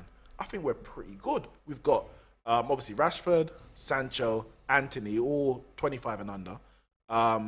We've got Pelestri, Garnacho, Ahmad, who are all like 21 and under. And you put a 29-year-old. People say, okay, get Osimhen. You could get Osimhen, but Kane is proven in the Premier League, and he's a senior player. When we went and got Casemiro, I'm not putting Kane on their level. Don't get it twisted. No, you are. Go on. Continue. But Casemiro, Varane, Bruno. When was David De Gea? Obviously, But we got they a all long time have ago. but they I'm all saying have that- purple patches. Well, like, I'm saying that spine is experienced. We're talking Yeah, 26, yeah, 27, 30. yeah. And then outside, you can have the young players doing little fancy stuff. Yeah, like Get me a senior someone like striker. Casemiro is is pivotal. Pivotal. Yeah. You got to have them players in there. You have to We have them signed him for players. 70 million, 60 plus 10. It's worth and it. People It's are like, worth it. oh, it's 30 years old, waste of money. It's not a waste of His money. career ain't done at 30. And look what he's doing now. Forget what is he going to be here in 5 years. I don't care. If we win trophies for the next 3, that's a good investment. Yeah. 60 million is a good investment. It's players like that you have these Bruno Fernandes and Garnacho's having purple patches at the moment, but someone like Casemiro who's that consistent, Proven year after knows year. what he's doing, knows the experience, knows how to get through the rough patches, knows how to get through the good patches. That they teach them players that. That's what like Roy Keane was. Roy Keane was never the most technically great. He was never our best midfielder at any point. He was never the best midfielder, but in terms of attitude and weather the storm Application, and application, roll your sleeves up and get on with it. He taught that he taught that to the likes of Beckham. Beckham was a fancy Dan, and he ended up a career as a sort of a Roy Keane type. You know, that guy that you can rely on. Yeah, yeah. And where do you think he learnt that from? He learnt that we from had there. the Playboys like Giggs and Sharp, Lee Sharp. You know, here for the fun in it, but you needed that seniority. And when the Playboys couldn't learn that, out they go. Lee Sharp, Andre Kanchelskis, you know. Yeah, people are, I think things like FIFA, Football Manager, they're great games. It clouds people about what it actually takes to build a trophy, a title-winning team. And having, you know, if Arsenal win the league with young players, cool. But is that the be-all and end-all? Is that the only way to do it? No, you need a mixture of both youth and experience. And I think it's about getting youth to then also to take over. So you get them early to then take over from the experience, as opposed to just throwing them all in at once. Osimhen may be a great player in 5 years, but he maybe takes a year to adapt to the Premier I think it takes maybe takes a year to adapt to Ten Hag. And then at the same time, all your other rivals are winning Premier Leagues and Champions League. It takes a lot of different characters. It takes a lot of different characters. You know, I think where Man United have gone wrong, I think this is where modern football going wrong.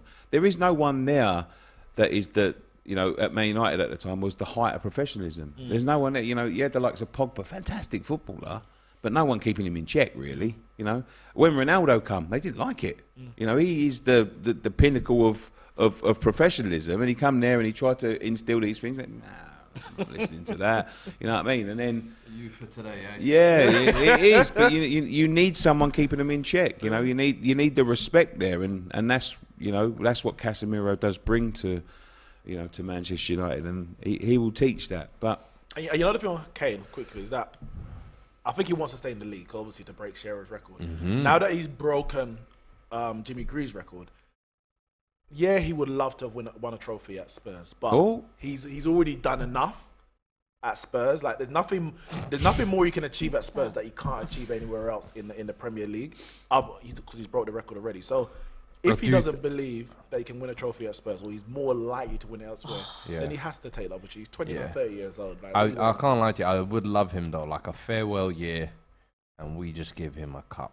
How do you rate? Just to break the anything. drought. Let me ask you Carabao, Audi, just whatever. No. Let me ask you a question. Yeah. Where would you rate Alan Shearer in terms of the greatest Premier League goal scorers of all time? behind Henry, People behind won't like my answer. Aguero, People won't like my answer. behind Rooney, Keep going.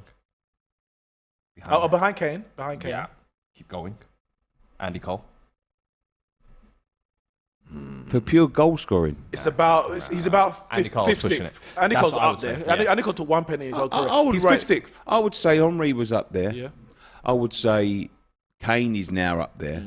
But he's definitely, I think he's above Rooney. You think he's about Aguero. Yeah, It was like probably I would- Aguero. For me, I think he's behind all four of those. I think. But he won one trophy. Yeah.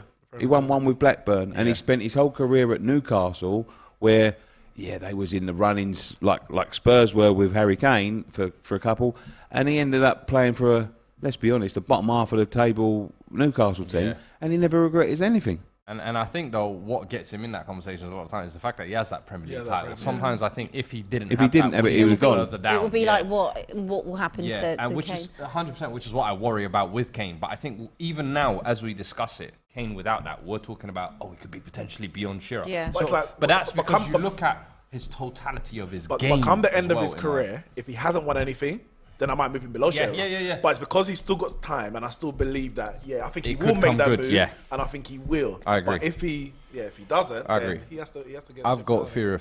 Shearer fifth, as well. Yeah, personally. All right, let's do some super chats. Then we're going to talk about Manchester United in depth. Tina says McTominay and Maguire and Martial plus 25 million for Kane. No. Wait, say that again. McTominay, Maguire and Martial plus 25 million. I'm going to find your IP Oh yeah, address. 25 is a bit too much. 15. No What? way. No way. Whoa, Solly March. Solly March with the goal. It is Leeds 1, Brighton 2. It's still Leicester 1, Chelsea 2, Everton 1, Brentford 0, Tottenham 2, Forest 0. Ali says, I would love to see Liverpool in the Conference League with us, winning 3 trophies. I don't know who's in. Who's us? I assume he might be a West Ham fan. Oh. Bruce says, how's Kane's pressing and energy level over 90 minutes? Extraordinary. My guy's extraordinary. I hope that's not like some. Tailed off a little bit over the last couple of years, but. My guy's extraordinary. I hope that's not some. He don't stop I was going running. to say, is that what you really want out of your number 9s? Is that your primary? Yeah, I think you should look. What is this hard yards and pressing well, like? apparently, Listen, we can give you Richarlison if that's what you're looking Yeah, for. if you want to run. Well, now. apparently to some shameless Man United fans, that's what takes a striker now. This Weghorst prop. You lot are disgusting. It's pissing You me lot are off. disgusting. It's And like I you. said it. It's like you people who judge centre backs by ball playing abilities. You've got your eyes all wrong. On the sorry. transfer deadline day show, I can't remember who was on, but I don't know if Abbi was there. I think I was with People you, were yeah. trying to get me to hype Weghorst. I can't do it. I can't do it. All right, Wasn't he crying the other day? crying because he ain't scored more than one. Like Weghorst, you're doing a job. I get it, but I need more. I need more from my strike. I need more from my players. Yeah. Just the press. That's the bare. It's the bare minimum. If you're not doing anything else, press, run, Charlotteson's done a press. lot of rolling around today. Oh my god, man! Every time I've seen him get the ball, he's lost it. Do you know what? need I've goals. actually enjoyed watching Pedro Porro. I was saying, listen, the guy's a footballer. He That's what you up can and tell. down the wing. First touch, technical ability, Proper wing back. engine. Yeah. For me, I 3-0. have no doubts about his qualities. It's 3-0 just a case Spurs. of how do you settle, how do you get into the game, how do you settle at the club. I have no doubt for me he'll be a good player. Okay, it is 3-0 Tottenham, and it is Heung-min Son on the score sheet. I know. Oh, wow. ¿Qué lo qué? Wild. Pardon? Pardon? Imagine, it's such a shame for Richarlison that goal didn't stand, because we would have had a Richarlison goal and a Son goal, something you do not see in these parts of town anymore. I don't believe it. I Who don't believe said, it. was it Fuad who said the fact that there's no, like, you're out of all the competitions now. There's no No, expectation. bro, I said it. Now Right they're at the chilled. start of the game. They're chilled Right now. at the start of the game, I said it before any ball was kicked. Let's I have a said look at this. Tottenham Hotspurs- Richarlison down the wing. Richarlison, ball across. No, it went out for again. I have to say, Richarlison spent a lot of time on the floor today, Oh, but Richarlison. he did get the assist for that. Yeah. He did get the assist, and Porro got the assist for Kane's opener as well today. Happy for Son. I just want Richarlison to get a goal. I feel sorry for the Listen, guy. I said it. Out of the FA Cup, out of the Champions League, nothing else riding on the season.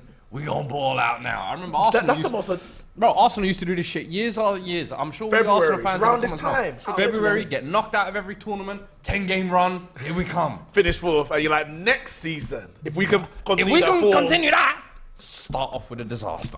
that's it. Like this result, obviously, of course, as a Spurs fan, you must be happy because you're getting the win. But it's actually so annoying because you're like, oh, so I've you said, can. look, I'm not happy. Yeah, so you can. play. I'm not- I'm- so you I'm can not score, happy. So you can win. Look, it's good. What happened yesterday? What happened It's, last week? What happened? It's it's you know, frustrating. It must I'm be not happy. frustrating. I think they're pathetic. I really do. But you know, you take the win. Yeah, you have to, Whatever. In a way, I don't even want them to get fourth. Really, I'd rather hit. kinda do and I hit kinda Daniel don't. Levy where it hurts in the I pocket. want I you don't to want get them fourth. to get it, so What? we can. But the problem is if we don't get fourth, Yeah, I wanna Harry. finish ninth. Yeah, same. Like I don't 100%. want 6th, 7th, Don't or want 5th. no Conference That's what League, I'm Europa saying. League, nothing. So the I'd rather problem be is Chelsea. if we're not going to do that kind of dramatical drop off, let's just go and get. It's a fourth bit like and make the most of it. we're in a catch-22 constantly. They've got us over a barrel. You can't be happy really because they piss you off so much during the week, and months go past and they annoy you, and then it's like you want me to sit and celebrate that they're like a beating partner who Forest. treats you like shit. Yeah. 4 months of the year. And then as Valentine's soon as Day. Valentine's Day, they come try and bring a bouquet, and it's like, think that's all okay, brother. Shell out on Valentine's Keep your Day, bouquets boy. to yourselves, man. You should be nice to me all year round. Innit? Yeah. I agree. Have some respect on that. Anyway, more in the super I've chat. been talking from the heart. That sounded personal for both of us, isn't it?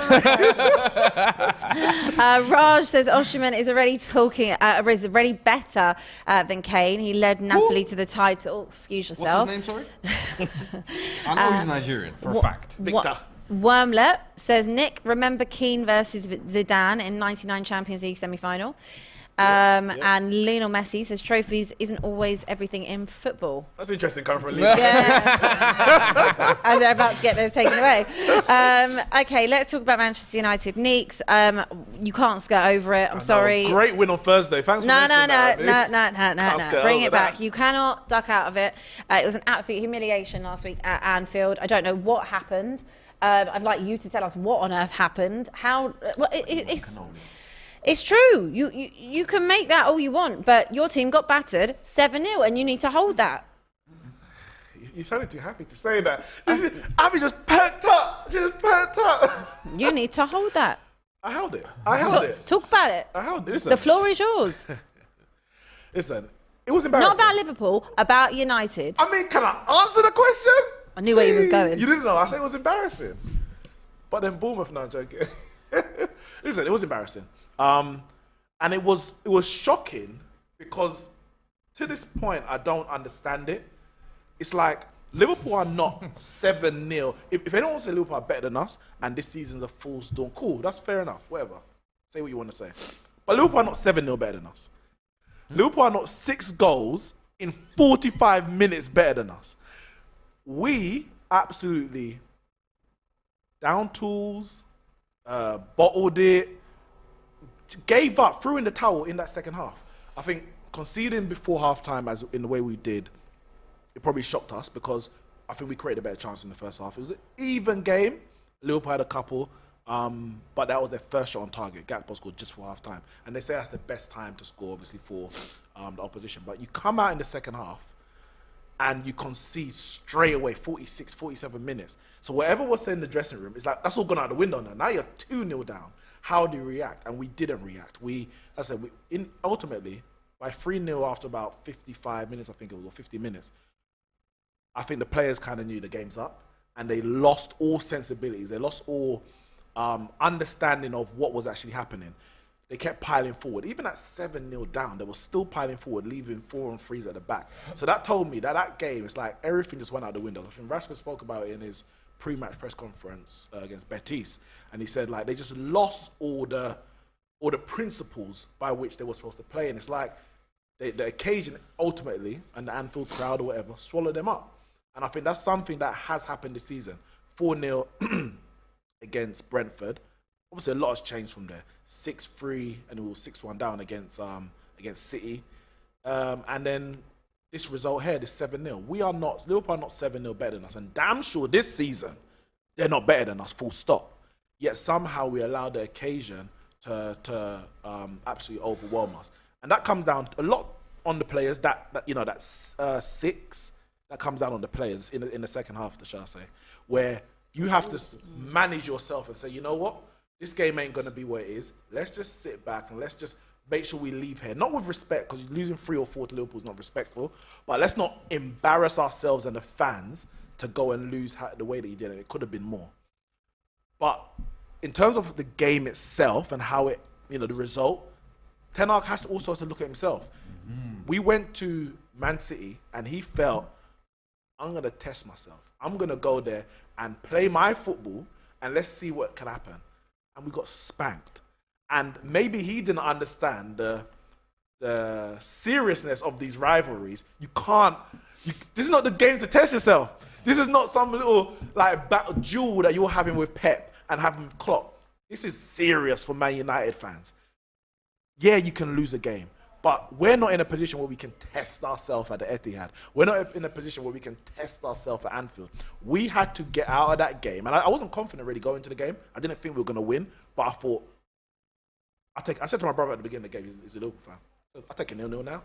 I will take a scrappy 0-0 right now. Get out of there. Because it's about respect. And I think ultimately we didn't respect Liverpool enough and show them that respect, that they do have the players to hurt us. And Liverpool, they showed no mercy and fair play. Sometimes people take their foot off the gas, 3-0, 4-0. Liverpool said, nah. Good. I know we ain't got nothing this season, but I'm leaving here with something.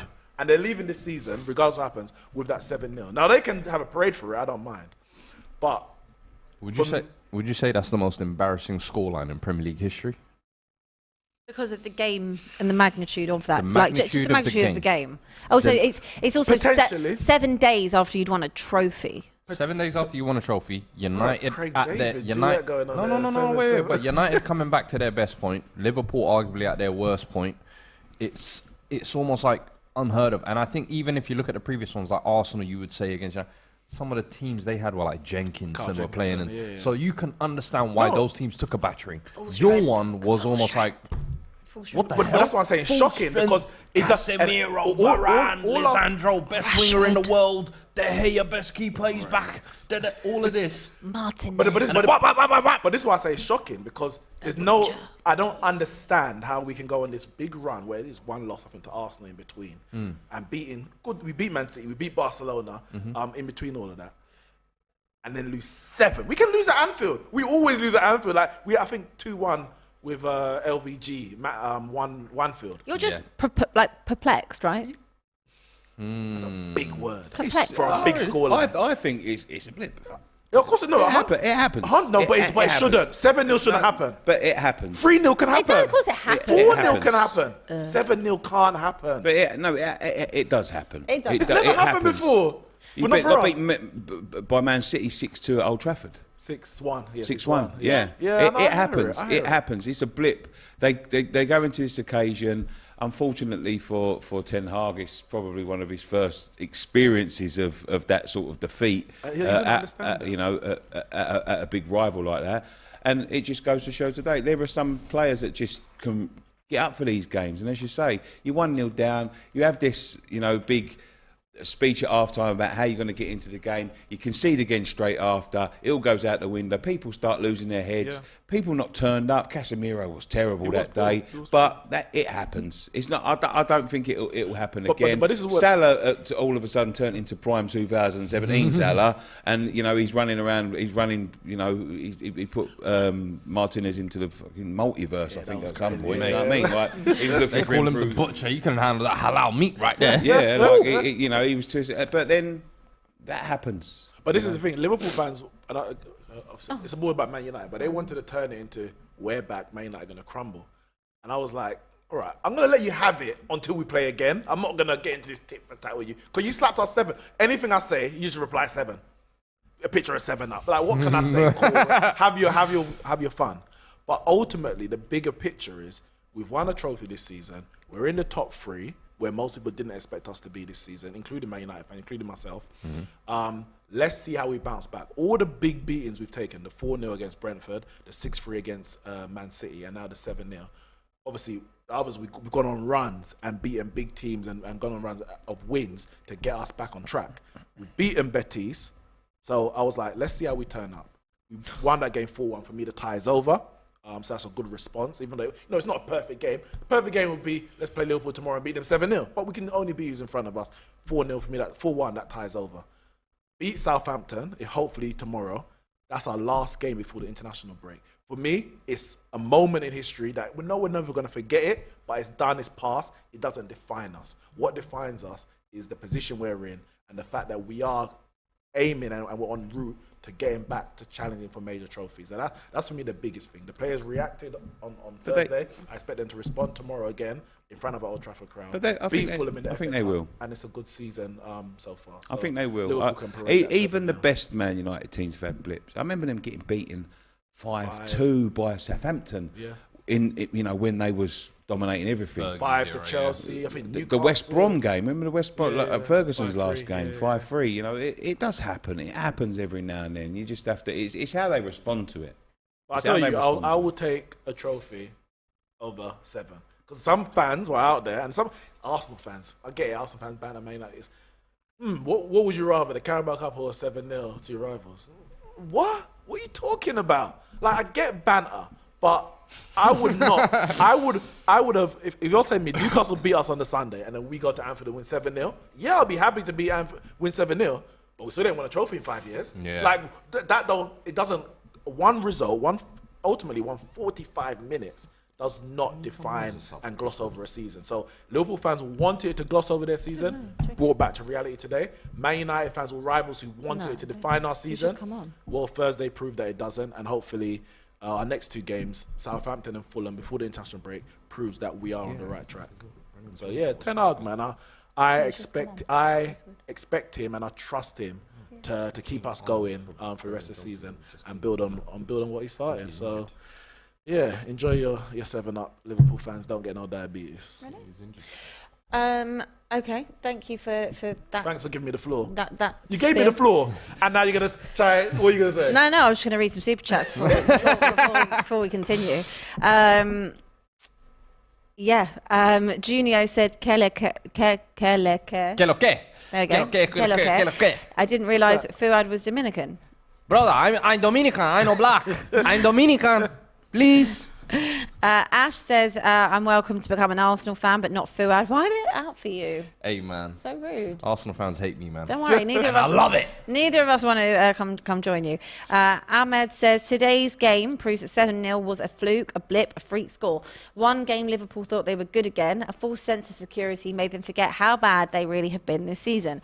SK says surely if Liverpool can only get up to play United, it's worse than just being a crap team. Liverpool live off the result and don't question anything. Yeah, I mean, some Liverpool fans were calling for Klopp's head before the 7-0, and now he's playing the Pep again. You can't say that. Liverpool fans come for you if they But they mention were. that. Liverpool fans were calling for Klopp's head. This is facts. And I was one of them saying, guys, like, relax. This is Jurgen Klopp, your greatest manager in Premier League history. Relax.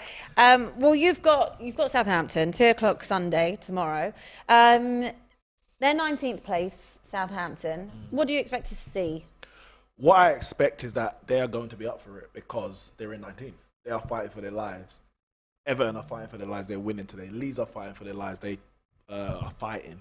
Bournemouth are fighting for their lives. They won. We cannot take this game lightly, but what I do expect is that the players know that the 7-0, like, we haven't forgiven them really for that result yet. The 4-1 helps.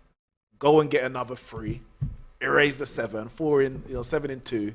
And we can move on from there. And I think the players with the Old Trafford crowd are going to be up for the game. They know they've got some, wounds to mend when it comes to that result. Leeds equaliser. As I said, Leeds are fighting. There's a Leeds Brighton equaliser. Brighton are up there. Brentford are up there. These teams are fighting for their lives. So that game is not going to be easy. Jack Harrison with the goal. But I think we're going to be professional. Ooh, what a save from Fraser Forster. Yo. Save from Aurier. I can't lie. That's a big save there. That's a big save. For the big man. But yeah, I expect us to beat Southampton. I Great save. expect us to put 3. Liverpool had 8 shots and there was 8 on target or something like that and 7 goals or some against us. Hey. That's like, that don't happen normally. When you score, like, that is clinical. I want us to be clinical against Southampton. We weren't overly clinical against Betis. We should have won. We could have won by more than that, 6-7. But as long as we're clinical against Southampton, I expect us to win that game fairly comfortably. And we can rest up for Betis midweek before the FA Cup. So yeah, 3. I'll go probably like 3-0. 3-0 Man United tomorrow. Okay. It might be disallowed, that equaliser for Leeds, as there were 2 balls on the pitch. But No way. No way they're going to see. disallow it for that. Let's see if that does get disallowed or not. That would be very harsh. No, Oh, I'm sorry. my They goodness me. cannot disallow that. That is a top quality goal. How close were the balls in proximity? Short corner taken, step over, shifts it to the right. No, but Whack, where was top the other corner. ball? I think Chelsea the other ball was scored by again. the corner flag. Chelsea have scored again. Chelsea scored Oh, again. that It's game's 3-1 Leicester. Chelsea back to win. Oh no! It's Mudryk! Oh no, Mudryk scored. Hold on. It's Mudryk with the goal. Neeks. Mikhailo. Jadon Sancho, what have you done? You need to hold that 007 again. jokes are Go over, on. baby. You know what's mad? Because both him and Gakpo both scored on their 7th The game. 7th game. We're literally waiting for that 7th, and Gakpo scored, and Mudryk with the goal. Good on oh him. well, they're still in 10th. Yeah, well, Chelsea, they've had a good few weeks I of said results, really. back-to-back There was wins another earlier. ball on the pitch. He took the corner and then he scooped the ball off with his hand. I don't know whether that. I don't I'm know. sorry. Disallowed. What a Disallowed. goal. It has no impact on the game Mudryk's whatsoever. goal has been disallowed. Mudryk's goal's been disallowed. We are live. 007. James Bond lives. We need to find out why, but it looks No, I to don't. me- We don't need to know why. It looks as if the Leeds goal will stand. It's going to stand, yeah. Looks as if that goal will be standing. That should But stand. we need to know what's going on with Mikhailo Mudryk. Speaking of, oh wait, I don't know what's happening. But speaking of balls, He was offside. 007 lives on. well, let's see if it might be Aaron. But let's see. Tomorrow never Did you see this a dies. few weeks ago now, maybe even a month, where there was a goalkeeper who came out of his area charging. Yeah. The ball went out for a throw-in, and obviously now the attacking team's going to take a quick throw because the keeper is out of his way out, area. yeah. He's obviously off the pitch now, headed it out. gets the ball, throws it back onto the pitch, so the other guy can't throw the new ball onto the pitch to actually time waste. Yeah, no time waste, no. So there's 2 balls on the pitch, so you can get back and go. I get it. I was like, yeah, this is quality. For me, that's quality. He exploiting got the booked. dark He got arts. booked for it. That's exploiting the dark arts. If you can get away with it, get away with it. You don't try it, you don't get. Yeah. Can I just say to you, yesterday I predicted on the show me and Matisse on preview that Everton would win 1-0. And then I changed my prediction today at the last second. And I thought, nah, maybe I've overthought that too much. Yeah, I did. I bottled it. Spursy. But so far, I'm on with It's the history of the Abbey. The history of the Tottenham lives on. Absolutely number 4. does live on. He should have buried that, man. What the hell is that? Son's not back for it just yet. Not back yet. He's not back. Okay, so the expectation is you come back with a vengeance tomorrow. I want to know score prediction. 3-0. 3-0. Oh, sorry, you did say 3-0. Apologies. What did you say? Who they playing again? Southampton. Old Trafford. 4. I got 4-0. Nicky, what do you reckon? Yeah. I think it'd be 1-0. I think it'd be it'd be one of them nervy, edgy games. Goal at Tottenham. Yeah. Oh, and they have conceded Tottenham. Hey, We did say that. It is Joe Worrell. An extra one. That's the thing. There we go. I said 2-1. Joe Worrell. It is 3-1 Tottenham. Forest are back in it. There is roughly around 10 minutes to go without What are you stoppage. thinking about your second team, Man United against Southampton? Listen, genuinely, if I was going to be They have anything, scored. 3-1 Chelsea. Chelsea have scored again. Is Is this it gonna be Madrid? Madrid? Please not. No, it's Kovacic. Get Modric off this pitch. He needs a rest, man. He needs a rest. It is Kovacic.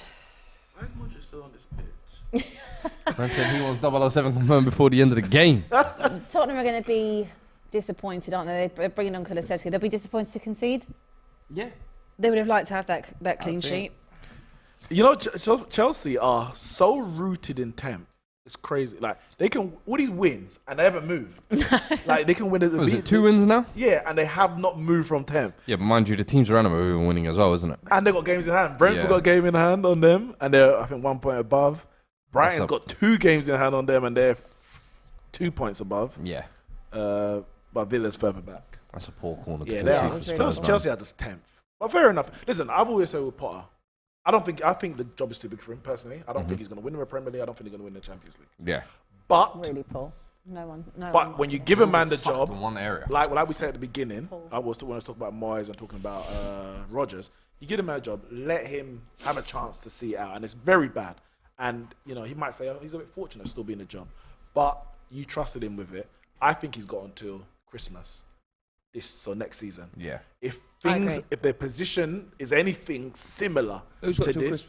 Potter next season. He'll be given he'll be definitely be given a Oh, would you look pre-season. at that? And some Lucas new Moura's signings. coming in before God, Arnold yeah. Danjuma. But if he's anywhere near this Look, it's position Kulusevski next come on. season, I think He'll be gone. he'll be gone. No, Moura's leaving at the end of the season. Yeah, I know, it's So, you ridiculous. it's What's the very point? important that the player who's leaving at the end of the season Is that not we the one give that's him getting as many played. minutes as possible. Well, I Because guess he's both of them are leaving. leaving this Yeah, season, isn't it? yeah. Well, yeah, I mean, Danjuma is still on the bench. Fucking idiotic decisions, Kulusevski's bro. looking to be coming on any minute now, as is Lucas Moura.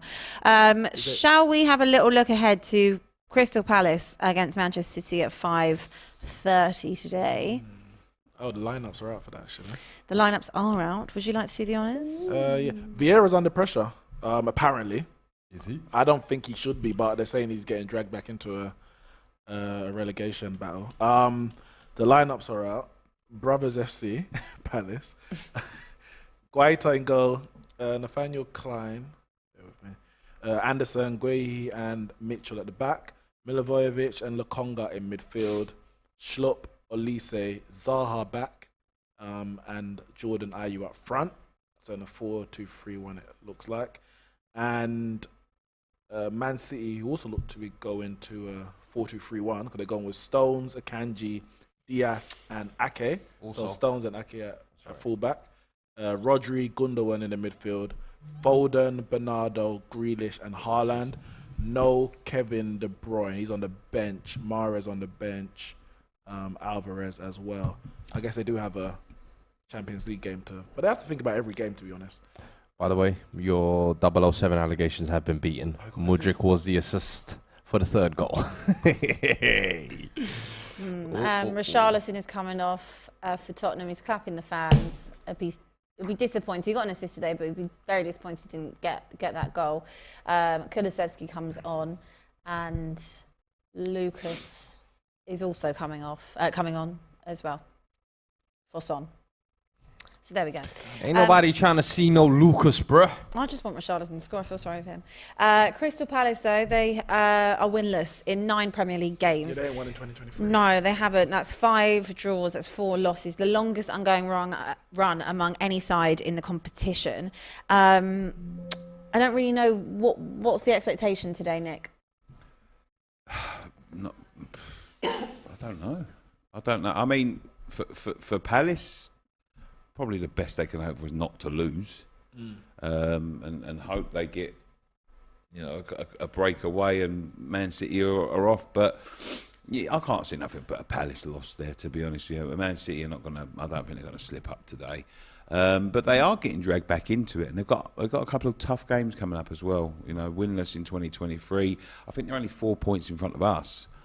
So if they don't win today and we win, we pick up points tomorrow. They are really in the mire. And with a couple of tough games coming up, Patrick could be on the end. It depends, I think, who's around in terms of managers. And who they can bring in. He had such a good, promising season last season, didn't he? And everyone was singing their praises, highest ever finish. But if I look at their fixtures, I mean, okay, they've got Manchester City at home today, Brighton on Wednesday. Then they've got they've got a tough run in. They've got Arsenal on Sunday the 19th. They've got away to Leicester. Brighton's a derby, by the way. That is a fierce derby. That's one of them ones where anything can happen. Yeah, away to Leicester. Then they're at home to Leeds, away to Southampton, away to Everton, away to Wolves, and then home to West Ham before they see Tottenham on the 6th of May. That'll be their first win. They have 2023. probably, but they've got a big run in there. Yeah. All the teams Around them or under them that are fighting for relegation. I don't know. Could Crystal Palace get sucked in? I mean, as you said, Brighton are no pushovers, by a long shot. And as a derby, you lose this one against City, you lose the Brighton game, lose the Arsenal game, then they're really in the mire. And then have they got the... It's 4 points that will separate them. If they don't win today, it's 4 points that separates them from being in the bottom 3. Bottom 3, yeah. And that's the thing. Have they got the... I don't know, desire to get out of it. If you haven't won in 2023, they've been sucked right into this. Them teams around them are going to look at Palace as, that's a chance to get 3 points. And it's, they're a funny old team, Brighton, aren't they? Palace, because they can turn up and be world beaters on their day, but then other days they just collapse. They just fold like a deck chair. And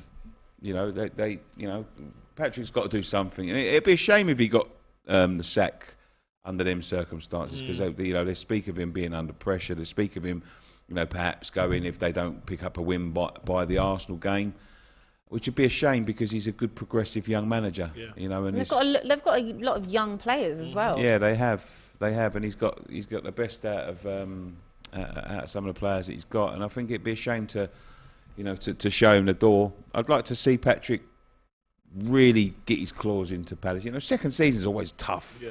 For a manager, but if he can weather this storm, get Palace stayed up, and then start to form his own side and his own ideals, and instill his own philosophies through the club, it could be exciting for Palace. But it's got to weather this storm first and make sure they don't go down, which is never easy. I don't think they will, though. I think Vieira's shown, even in sticky situations, he can get out of it. I think sometimes when you're in that kind of at those clubs where it's kind of just hovering above the relegation zones, things can turn quickly. Yeah, in they just can. a matter of 3 or 4 games type of thing, whether it's for the better or the worse. So, I don't know. I think it'd be a shame if Palace did go down in the year. Zaha leaves them in the summer as well. So, I don't know. I'd like to see them stay out. I think Vieira is a very good manager. I think he did really well last year. I think his recruitment has been brilliant as well. So, I'd love to personally see it all come together. I think that it would be a mistake to get rid of him for sure. Tottenham with another chance there. Just looking at that Premier League table, Everton in 15th place with this win currently over Brentford. 16th is Leicester, 17th is Bournemouth. West Ham are now in the drop zone on 18 points. Nicky, this day has not gone as planned for you? No, but you're going to expect these days. You know, at the end of the day, with the games played and stuff, it's in our hands at the moment. You know, we win our games, we'll stay up. But you know, I don't know. I don't know whether we can. Are you confident for tomorrow? No. No. No. Not with the manager. Not with the approach. I think he gets scared of these sort of situations, and I'm not confident. I'm not confident at all. Okay, not too sure. I mean, I don't know. I mean, Aston Villa, they're a bit of a mixed bag. You get a result. I think they will. I think West Ham will. It's one of those kind of weird fixtures where you almost you don't expect your team to get anything, and you've kind of given up hope, and then all of a sudden, boom, they turn up with 3 points. And Aston Villa are literally, as you said, the most mixed bag team, I think, in the Premier League. You look at their lineup, you look at their team, you're thinking they should be nowhere near where they are. Because I think when Gerrard had that summer in the this summer, just gone, people were saying, oh, they might be competing for European spots. But I think they've been arguably the most underwhelming team in the Premier League this season. And West Ham at home, maybe Deckers can, inspire a little something. Also, it's going to be his farewell season as well. Are you okay with the fact that Declan Rice will be moving on in the summer? You're okay with that? Yeah. Well, what was he going to stay for? I think Deckers with you is similar like Kane. Kane, yeah. You can't blame him. He's stuck around for as long as he can, type of thing. Done his best, but I don't think that's the whole situation with Rice particularly helps. I think they should have got rid of him in the summer. Yeah, because he's all this sort of. Will he, won't he go, and he's made it quite obvious, and I don't blame him, and I love Declan, and I'll forever hold a special place in my heart for Declan playing for our football club for as long as he has.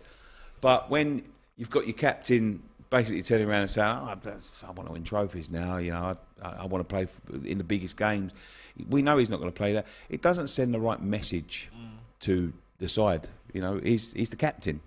He wants to leave.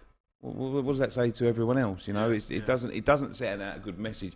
I don't think it was the greatest of ideas. I know what they tried to do, and I respect what they tried to do. Give him a farewell season. We're still in a European competition.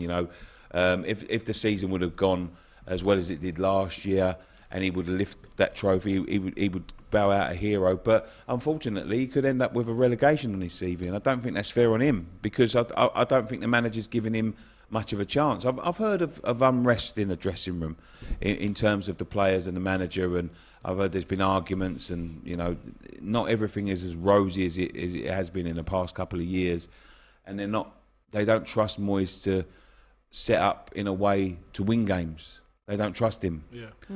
And the fans have now turned on him, and I don't think they just I don't know any West Ham fans who actually are backing Moyes. No, not anymore. And I was one of the first to say sack him, and people were calling me crazy. You were. I remember sitting here before the World Cup, and you were saying it. Get him out. If you want to progress, you have to evolve, and he cannot evolve. That's why he's still a dinosaur. Yeah. He should have been a little chicken by now.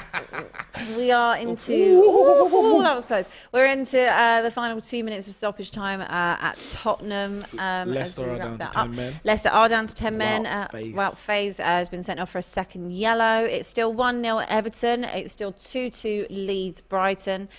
Chelsea is still 3-1 up. Not forgetting that Mudryk assist. The 007 title is retained by Jadon Sancho. That was actually a super chat from Clara Bitsy. LJ Brown. That's your burner, innit? Clara Bitsy. Yeah. LJ Brown said poor X got fooled by Robbie and Abby yesterday. Yeah, make sure you do check out Best of Enemies. It was very funny. Well done to the production team. Leeds has finished, by the way. Leeds has finished. It is 2-2. 2-2 draw. And that's a very big point in terms of the relegation battle for Leeds. SK says, oh no, we've done that one. That's about Liverpool. We won't read it again. I'll read it. You want to read it again? SK said, surely if Liverpool can only get up to play United, it's worse than just being a crap team. We have read that, but there we go. So good you did it twice. Yeah. So good you did it twice. Before we wrap up these games, Haaland, I just want to ask a quick... Haaland. A quick note on that. Oh, what's going on Not there? so man? You need to look at the angle. Where is it? If that's in the area, Yes. It's a penalty. Yeah, It's that's penalty. Yes, penalty. I mean, that's on the line. On the line though. is in the area. I can't lie to you, that's silly, Kulusevski, man. Kulusevski, since the injury, has not been good, bruv. I'll be real with you. Man's doing that. Who's that silly lino in the VAR? Yeah, what's that? It looked like traffic warden. Oh, so you don't want to see the VAR and they have to be accountable. Now you see No, I want to see the line. Yeah, when I see them, I can cuss them, innit? Yeah, so That's how I want to exactly. see them. Yeah, so you have to Clown. see them, innit? Okay, well, it is a penalty to Nottingham Forest. Referee's gone over to check the monitor, I believe. The comeback is on. Too little, too late. What? Too little, too late. Very Spurs. I mean, Spurs know how to take the joy out of everything, innit? You're Yeah, 3-0 honestly. up, and now it's like, okay. They do 3-2. their best, don't they? They do. Yeah. They Why do they put you do on their through best to make you Sweat. Hate no, them, just hate them. to ruin your life Just wanna- at all costs. They don't It's like- like, nah, it could have been 3-0 today. We'll make it 3-1. Oh, let's just make it 3-2 when the game is literally done. But it's kind of taken my Haaland question away from me. Wait, what was it? My Haaland question was: has he been everything you've thought he was going to be? Yes. See? Well, let me say, he's been better than I thought because I didn't expect him and Man City to adapt this season. I thought it would take. Just Andre to pause Ayew. you, this penalty has been saved. Bruh.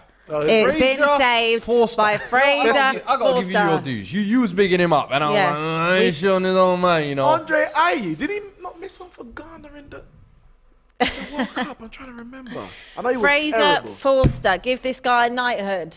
Do you know? Give it to knighthood. Do you know who Spurs Andre celebrate Ayew's dad everything. is? Knighthood. Do you know who Andre Ayew's dad is? Yeah. Do you know who he is? Yeah, yeah. Abidi Pele. Eddie Pele. Yeah. Leeds legend. That's the only reason he's getting these transfers and international call-ups.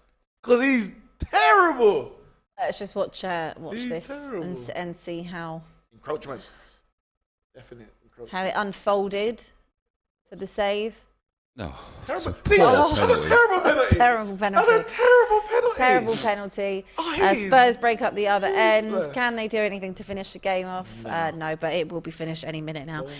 We talked about Haaland. Yeah. I said, is he everything you thought he would be? He's, in terms of the way he plays football, and I think he's exactly what I thought he was going to be. He's a penalty box striker. He's got pace and that kind of stuff and strength, but when all is said and done, he's a penalty box striker.